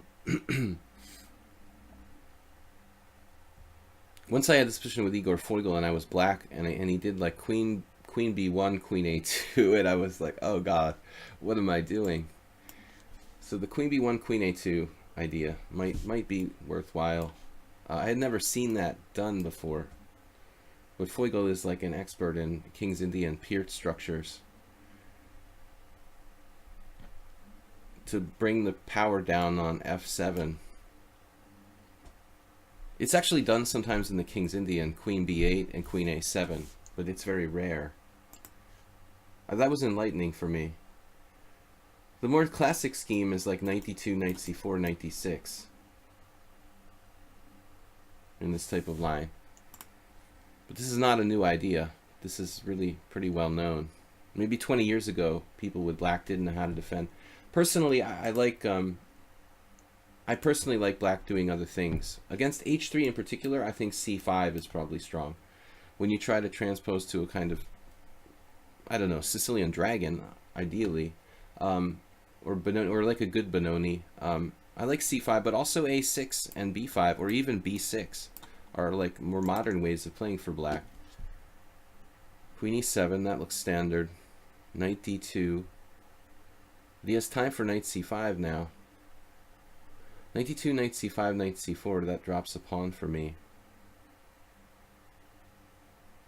What is my plan then?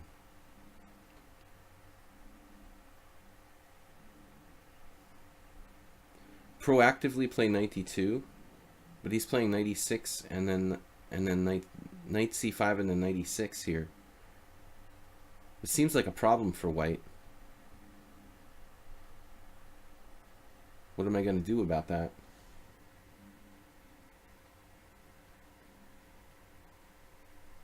It's like a big problem.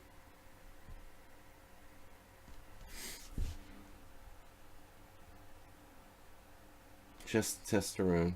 He already had a draw against me. Well, this game was insane how he played. He's 1800, 1600 in blitz. Wow.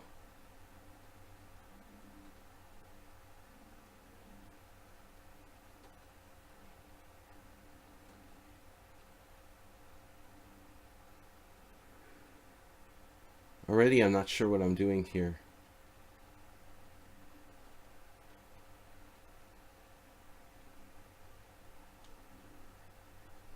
I'm just like screwed.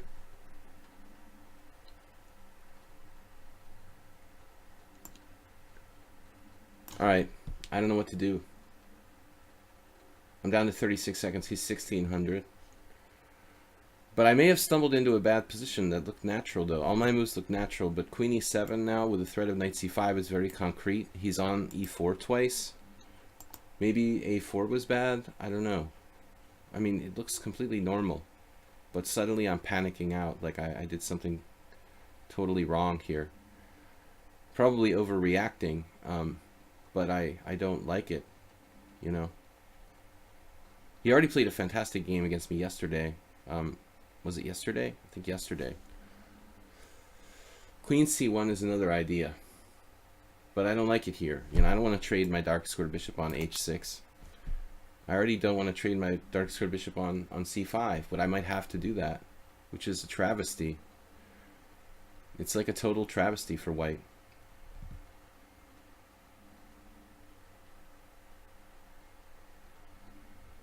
Yeah, of course. This is clearly the best move. My e-pawn is hanging. If knight d2, he's just maneuvering. What am I going to do? I don't know. What else to do? Black is fine here. I don't really want to give up my dark squared bishop, but I have to be very careful. I would say this is perfect play for black.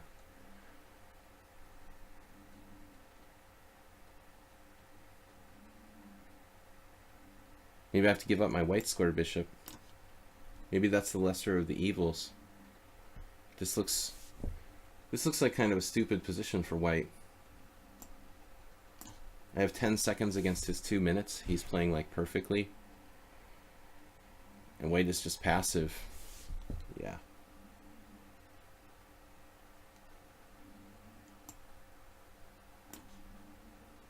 $16.88. At least we have a threat.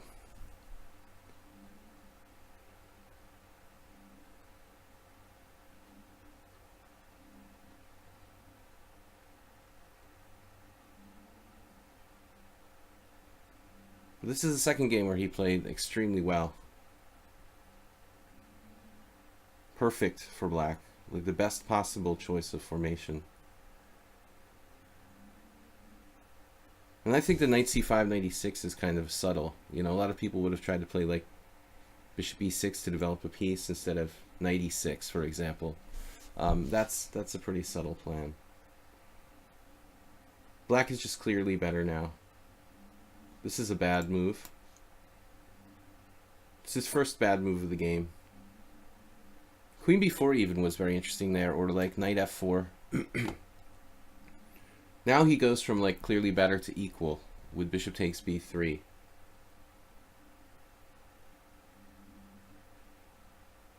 Total transition of position. I still don't think he's worse, even after that positional mistake, like trading bishop takes b3.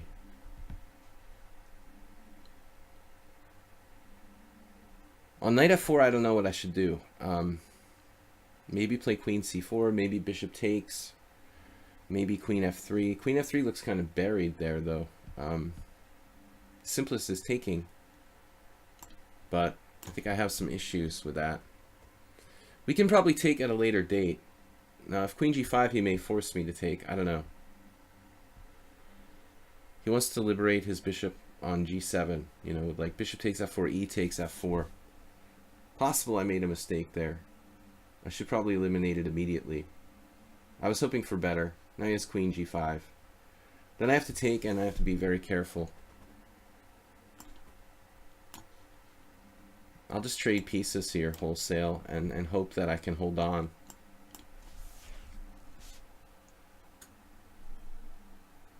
I'm just groveling for a draw.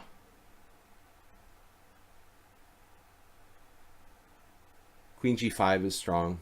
Better for black. This is a bad move. Giving up the d5 square.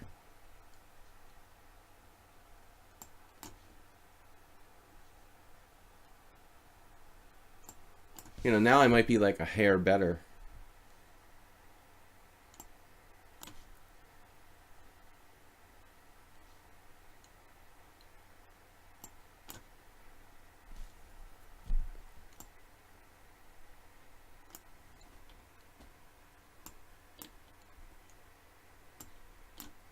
No, I missed this before. I start to panic too much when I'm short of time. He resigned. Okay, black is in trouble, but I don't know if you should resign yet. Queen e8. Queen takes a7. Queen d8. And you can come down on the d file. But black's opening is like, this is just good for black. This should be good for white, but I misplayed something here. I thought this is normal. This is best move theory. Black actually has a winning score here with 30% to 28. Queen e7, clearly the best move. Now, I didn't know what I was supposed to do. And not knowing is bad. My original plan of queen b1 was played 3 times. But apparently you have to know this specialized move here. Queen e7, queen d3. Which didn't occur to me. I guess only this move. Enabling white, it's like a Philidor. Enabling white to meet knight here with queen c4. If I don't have this, then I'm just like worse, I think. Maybe I underestimated my position. I played bishop c4, which is a strange move. This is bad. I mean, I think that this has been played, but I'm seeing knight c5, knight here, and black is better. So bishop c4 is bad, but not as bad as knight d2. And what happened? So I did knight d2. Now this is what most people did. And we got like somebody losing to Bologan, somebody losing to Sebastian Maz, Kovac Laszlo, whoever he is, in 1975 lost. Black has the initiative. Stockfish says it's equal, but I think that black is better here. Knight e6. And then I just gave up. I bailed on my white squared bishop, but I'd rather get rid of my white squared bishop than my dark squared bishop. The problem is this threat, like in all cases, is going to be very strong. Supposedly I can play knight e2, but I don't really like it, you know. So I learned something important here. Like, this move is box, you know. This looks like it's absolutely forced. The knight h5, rook fd1. But if you don't know to play queen d3, you got problems. Knight f4 and queen d6. Black is still equal after that. So queen c4. Walter Brown did not play that. Complicated game, guys. All right, let's move on. Be Authentic finally gets to play. I think we lost somebody. We lost somebody, one of our challengers. I was expecting to have 2 more games, and Be Authentic was the 3rd one. Whatever. We'll play whoever we've got here. So I learned something. Although I don't really play that variation. I never actually played it in a tournament game with white. There's a lot of options. The Caro Khan. All right, let's try e5. I don't usually play this, but it's all the rage, of course. Black complained about the fact that his rating was brought up.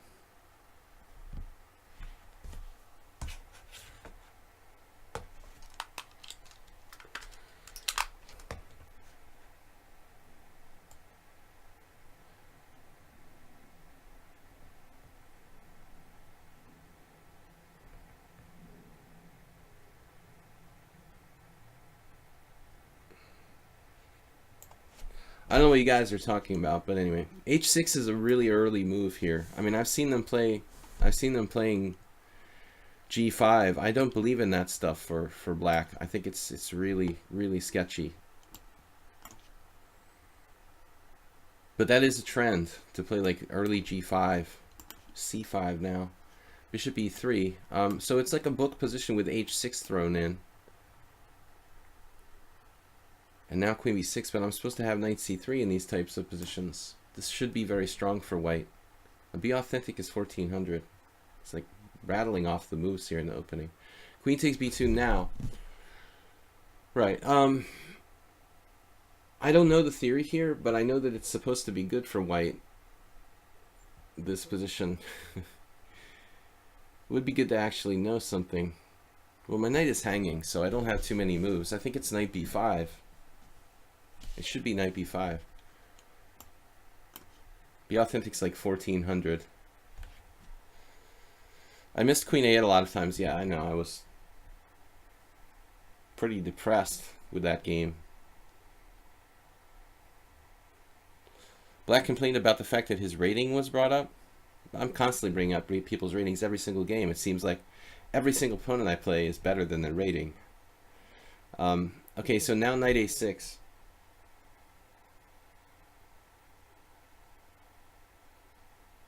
I don't know. I mean, I just know that this position without castles and like the pawn on h7 is theory, I think. With the addition of h6 and castles, seems like it should benefit me. I have another developing move, and he's played h6. So all I know is that this should be a really good poison pawn position for white, and the queen should be close to getting trapped. But as far as actual variations, I don't think I know anything.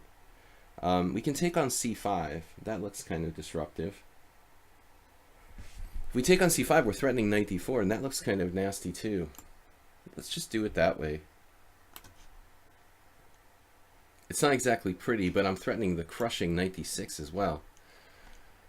I mean, that's going to kill his position, isn't it? He instantly played rook c8. Wow.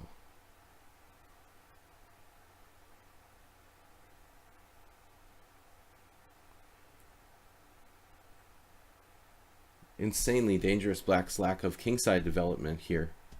I could even play knight takes a7. I mean, knight takes a7, let's grab an extra nugget, you know? I mean, I don't see any problem. Too much bullet chess, feels like.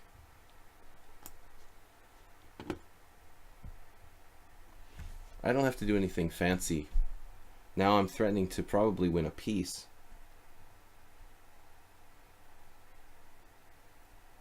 But these are crazy, crazy things, you know, for black to take on b2 is a really, really risky type of variation to play in this Caro-Kann advance. You must remember all these low-rated players are highly trained in the openings. Well, that's not always the case, Tushar, though, you know. I mean, it's dependent on the individual. Some of them are like horrible in the openings. You know, if you take like Arsenal fan, he's another guy, he doesn't know any openings. I mean, it's easier to learn the openings, and I agree with you in general, but not everybody fits that category. Like, maybe like 60%. Black is just losing, right? I'm winning a piece with bishop d4. Okay, we have lots of ways to win a piece. Knight d4. But, I mean, my knight is kind of marooned out there, though. I don't know if I like that. We go for the rook first, and then we win the bishop on c2. Well, he has knight b4, possibly, as like a temporary way of not losing a piece. Actually, I'm threatening to trap his queen here. No, I'm not. Not exactly. Alright, we're not threatening to trap his queen. Oh, we are. In a very sneaky way. I didn't plan it that way, but this is obviously, you know, a classic poison pawn situation. Bishop d4 isn't the best. I guess I have this. Oh, then he has queen takes. I'm an idiot. Bishop d4 wins a piece, yeah. I was looking for better, but I mean, that's by far the simplest. Here I am going to play like rook b1. I could have done this last move, but I thought, okay, I'll grab an extra pawn on a7. With tempo, it doesn't matter. But be authentic. I wouldn't dare play a variation like this with black, where I'm taking on b2. I wouldn't even imagine it. I mean, I played the Caro-Kann to some degree, but I wouldn't touch anything involving these poison pawn things unless you can memorize like 25 moves of theory, and it's like a very precarious you'll have like several precarious variations where you have to like memorize 25 moves in several different directions, and even then it's like unclear. I just think it's not practical to play such a sort of variation for black. Just too dangerous.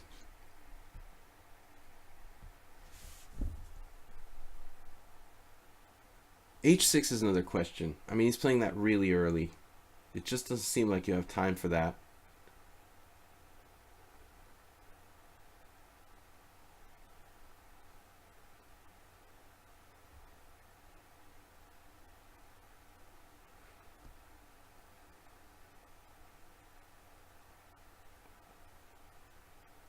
Now I probably have to take, but that loses, that will lose some material back. Well, I don't have to take, I can play queen b2 maybe. Queen b2 looks like the safest. I mean, even queen b3, I guess it doesn't really matter.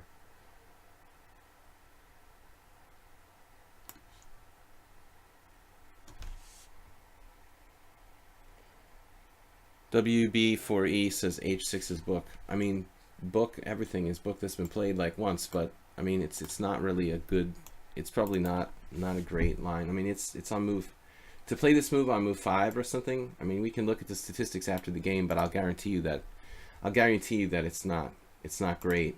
I'm just saying it's not as good as the other variations. I mean, e6 is a move that's much more fundamental for black. h6 violates basic opening principles, you know. I mean, it may be played even by some grandmasters, but that doesn't make it good, you know. People are always experimenting with new ideas. No, I'm aware that h6 might have been played by some kind of players, but I still don't think it's right. You're neglecting the fundamental principles of chess when you play h6 here.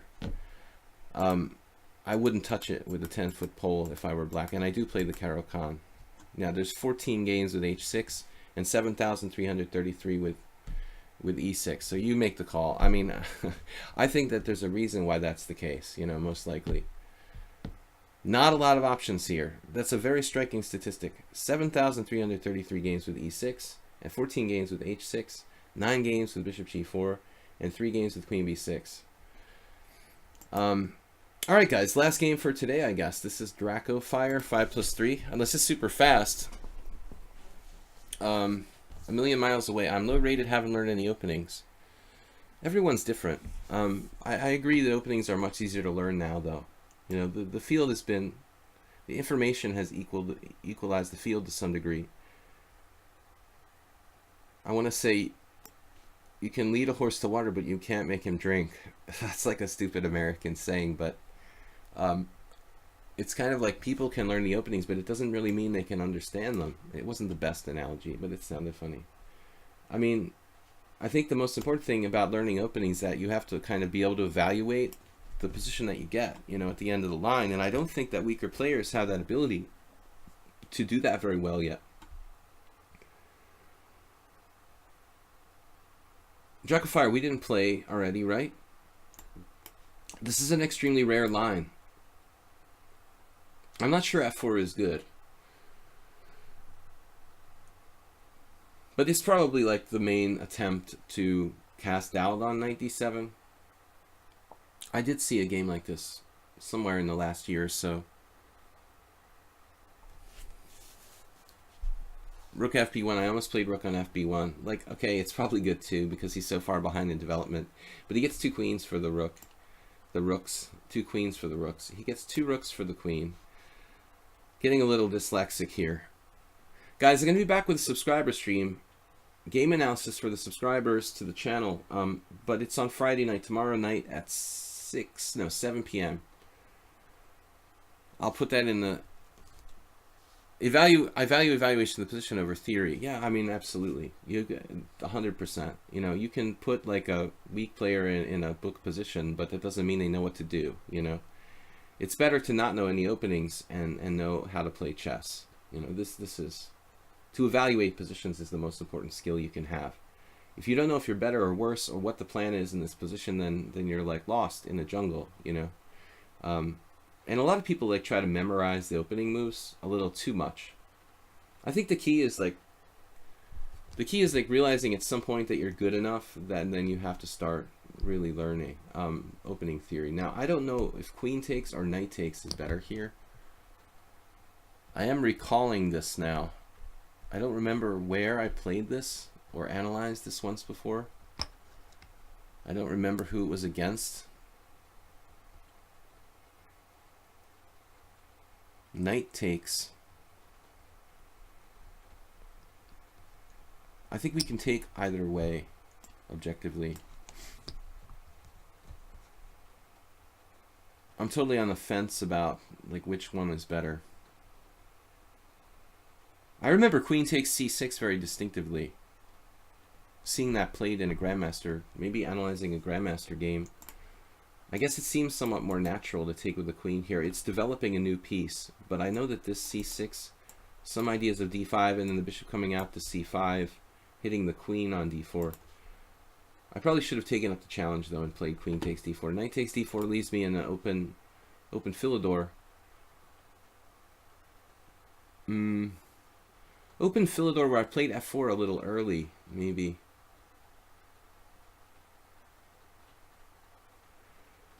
I don't know.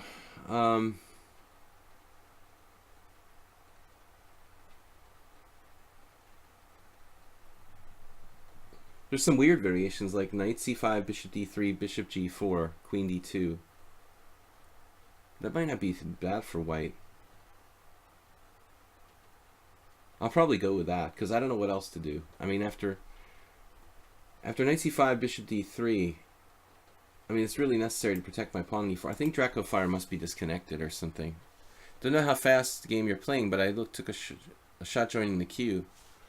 It looks like Dracofire is gone.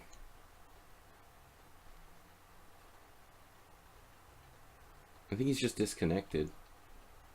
So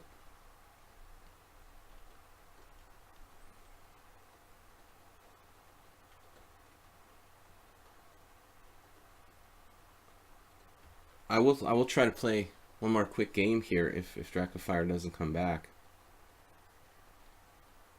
I would think after like 2 minutes of being disconnected, it would offer me to like end the game.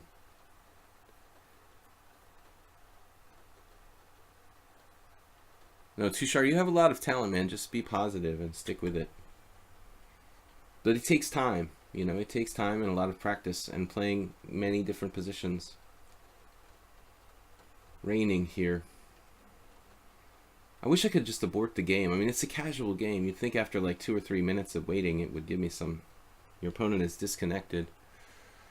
I could just resign. It looks bad, though. It looks bad on my history. I lost. That's a silly reason, but whatever, man. Alright, we'll let the time run out, and we'll play one more game. That's all I got time for. I'm sorry that the new players couldn't play. We'll try Fur Ace, I guess. We're just taking, like... Oh, here he is. Alright. I'm going to give him a minute of his time back. I'm very generous. A minute and a half. There. But I don't want to take forever. But this might now transpose into a normal exchange Philidor. I have time to exercise the maneuver bishop e2, execute. Bishop e2, bishop f3. And that's kind of like a standard setup in the exchange Philidor. And now we're back into kind of theory. But this maneuver with the queen on c7 seems a bit strange. He's playing like it's the Hannum variation, but it's not. It's an exchange variation. But he's tricky. I don't know. I'm not going to give him any more time, though. Your screen was frozen. I don't know what to do in that situation. Should you log out and try to come back? If you do it really quickly, you don't get like aborted from the game. Can you learn to calculate? Yeah, absolutely. Davy Jones. I would recommend a program, you know, with special problems like CT Art. I mean, the problems on lichess aren't bad, but there's probably better programs you can find to do, you know, practice tactic problems, and you can absolutely learn to calculate. There are also books that teach you how to think. The most famous of which is Kotov. Think Like a Grandmaster, ironically.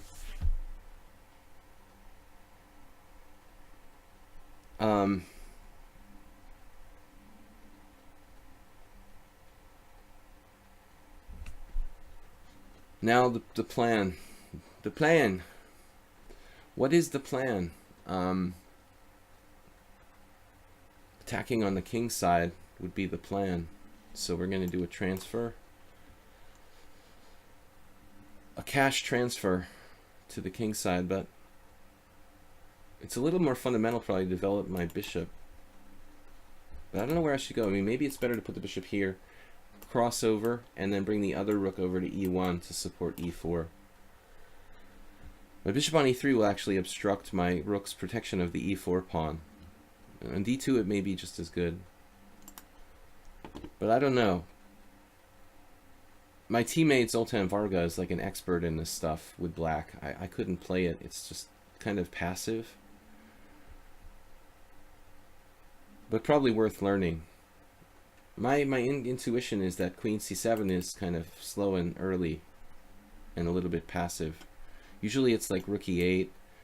The knight doesn't come to d7 so often. This is a strange version.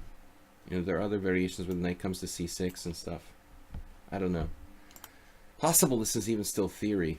Some kind of theory.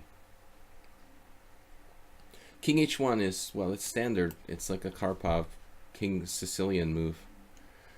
But it's absolutely like no-brainer. Michael Adams, Karpov. Now he's back on knight c5. Okay.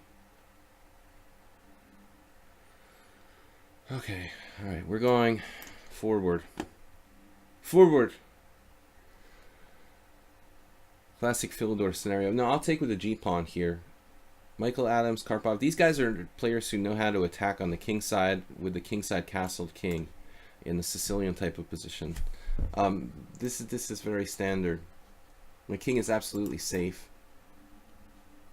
Control the e4 players.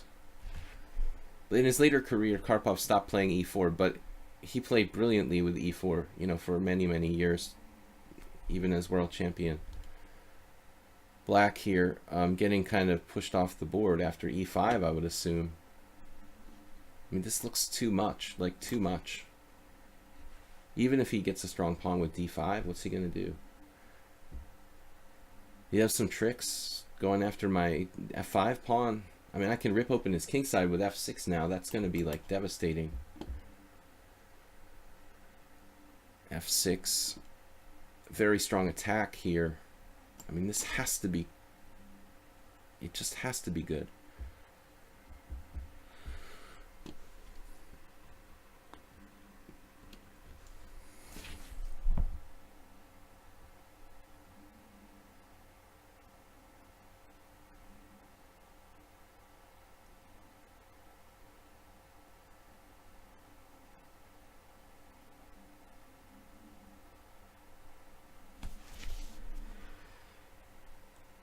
Queen h4 check.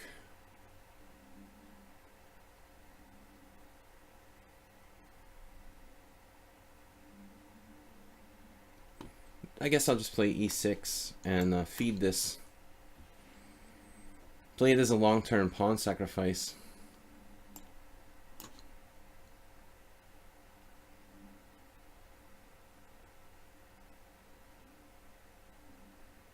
Should be very strong for white. I need to fully mobilize. Oh, his bishop's just hanging. He just hung his bishop. It takes me a while, you know, to figure this out. So he was lost there. Queen takes e6 check. I thought he could play rook f7, but I mean bishop h5 is just game over. So, all right. I mean, there's nothing he could do after e6. I guess he's just lost. I just realized now his bishop's hanging. It's like the obvious solution is sometimes very difficult to see. Think like me. All right, the opening there, pretty rare. This much is normal, but as I mentioned, like it seems like queen takes d4 is the most standard. Now you're supposed to play g6. Did not know this. This seems normal too. Queen c7 is weird. We transpose to a very old John Shaw game. Scottish IM, or maybe he even got the GM title. Yeah, ironically, this guy against John Shaw played g4. I think John Shaw might have written a book on the Philidor. g4. Maybe not. g4 right away. It's even better. Even better than my approach. Eliminates my guy. All right, I'm gonna play one last game, guys. I'm kind of pressed for time, but let's make it fast. And I'm out of here. Bombist. Well, I can't pick and choose my opponents. I'm just taking the challenges as they come. We'd love to play Bombist, but for ace. Oh, you're from India too. Got lots of these Indian guys. They're all strong. So here, the d5 right away. Right. Okay. This is a line I like never play. Ooh, it's hot in my room. That game made me sweat. I need some air, but it's raining, so I can't open the window. I have this like very hot shirt on.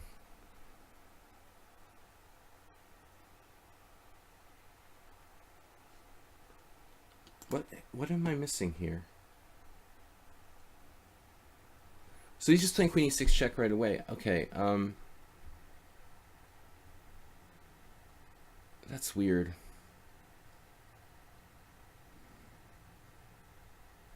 I had a game against Munoz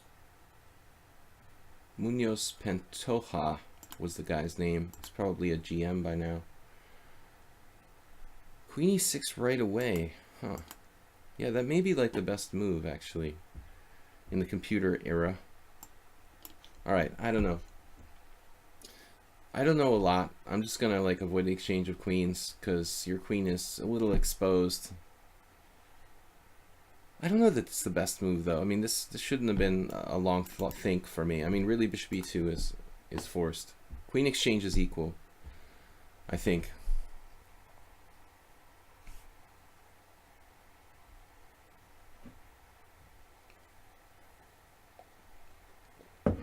Okay, guys, that's it for today. We're going to be out of here in a minute, and we're going to be back tomorrow night with my subscriber stream. Game analysis with subscribers. We'll go over the games and discuss it here. 7 p.m. tomorrow night. Simul on Sunday at 6 p.m. Okay, this move. Irritating. I have a draw against for ace. Wow. A draw, and he also beat me. Whoa. So this guy's got two, and he's got 1.5 against a half against me. And what's his rating? He's like 2,000. That's an impressive score.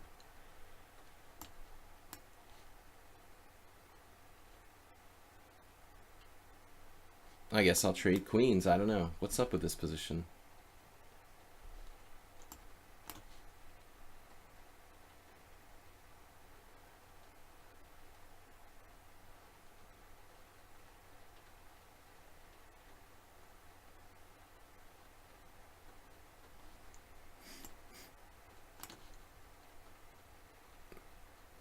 The g3 looks strange. Looks like for ace is better after d3. Okay, I played a system that I never play. I'm a little bit gone mentally. Usually by the end of the stream, I'm really... I don't know, queen e6 seems wrong. I played bishop g4 with black in one game, and I think I played something different against Munoz Pantoja. I thought I played knight c6, and then like queen e6 check later. The immediate queen e6 though, I don't recall that like being even like a move. Probably I better after queen h3. I should just go for something else there. Developing my pieces sounds like a good idea.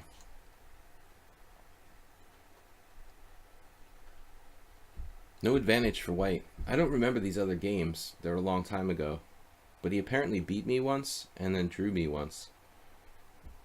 Which is an impressive result for someone like 500 points lower. But not unheard of.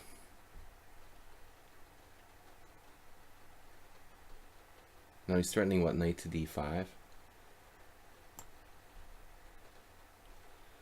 I really don't know where to put my king here. It's an end game, but it's a middle game. It's like total principle play by black. Absolute. No imagination, just absolutely the best moves. He's like very businesslike. I have this imagination here with g3. Maybe just a bad move.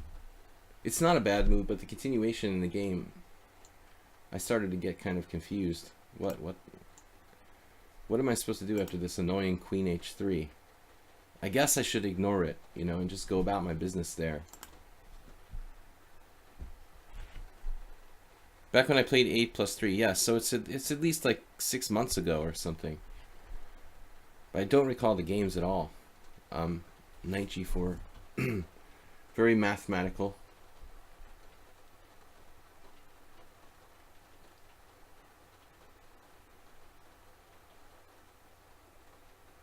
There's like nothing I can really do in this position. Just sort of sit here and take over whatever he gives me. Got to be careful of my pawn. We're gonna play for structure. 2 bishops against 2 knights.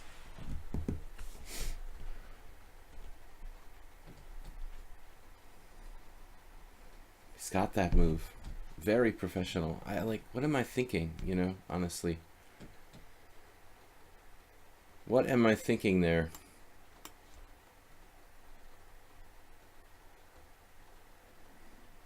I don't know what I'm thinking with 92 even. I'm getting confused.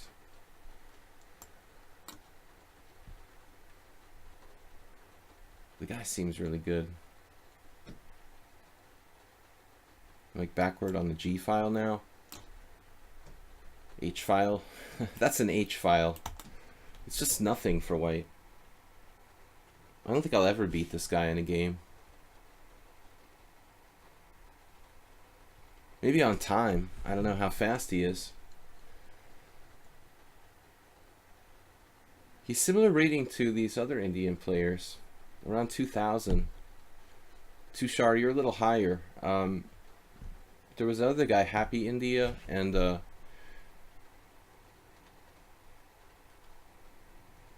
I just hope none of you guys use double accounts to play 2 games. The one I lost was a year ago, and the drawn one was 9 months ago. But Black's play is really systematic. I mean, this King D7 is a master style move.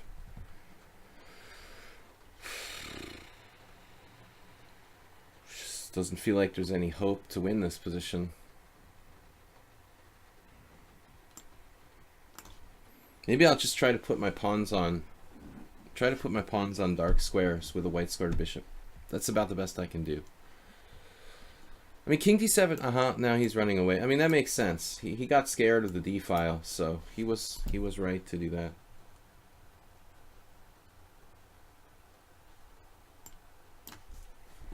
It's still equal.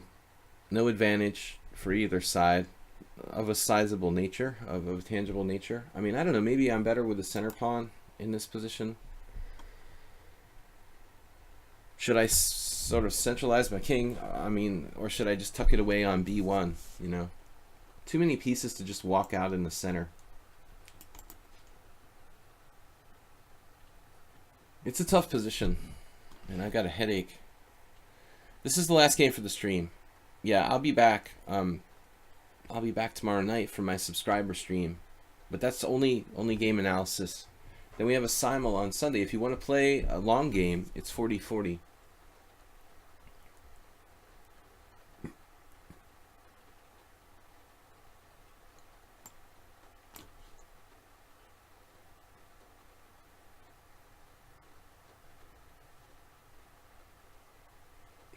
B4.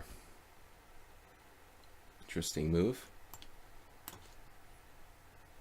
But I think it's double-edged. His king is not that safe, you know. If things start to open up. Bishop D6.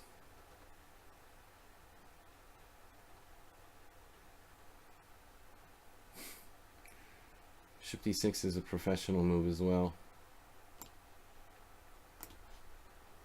I just lost the pawn now. Okay. Yeah. She's going to beat me again. Whoa. I just dropped a pawn there straight away. I'm a little too tired for this last game, guys. We're 10 minutes over. I'm fading fast. All right, knight d5.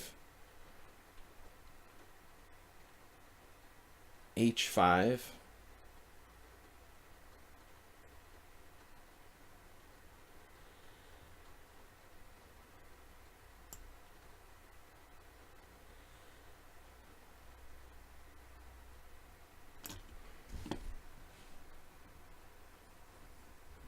I just dropped a pawn there last move. Well, now I'm just dropping an exchange. All right. Just too tired. Oh well, it wasn't a good last game, but strange he didn't see it either. Mutual hallucination. It's ridiculous. Sorry for the stupid game, guys. I dropped a pawn, dropped an exchange. He didn't see it. That's terrible. Terrible, terrible. Terrible. Anyway, I should have quit after last game. I think I was losing my energy. No, I'm out of here, guys. Too much for today. All right. I should just offer a draw. It's pretty bad.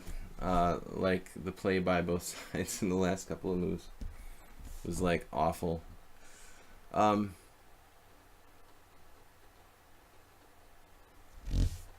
He's like disconnected now. I don't understand. Okay, now he disconnected. I offered him a draw. This game, it's like mind-boggling. I mean, I've never seen this before. Queen e6 check. There's literally like one game ever played with that move. It seems perfectly logical. I play bishop e2 and he goes here. This was my mistake, you know, repeating moves. I should just play by developing. Now I have nothing. This is equal. And it's still equal. Even bishop f3 may have been a bad move. I mean, I've got nothing here.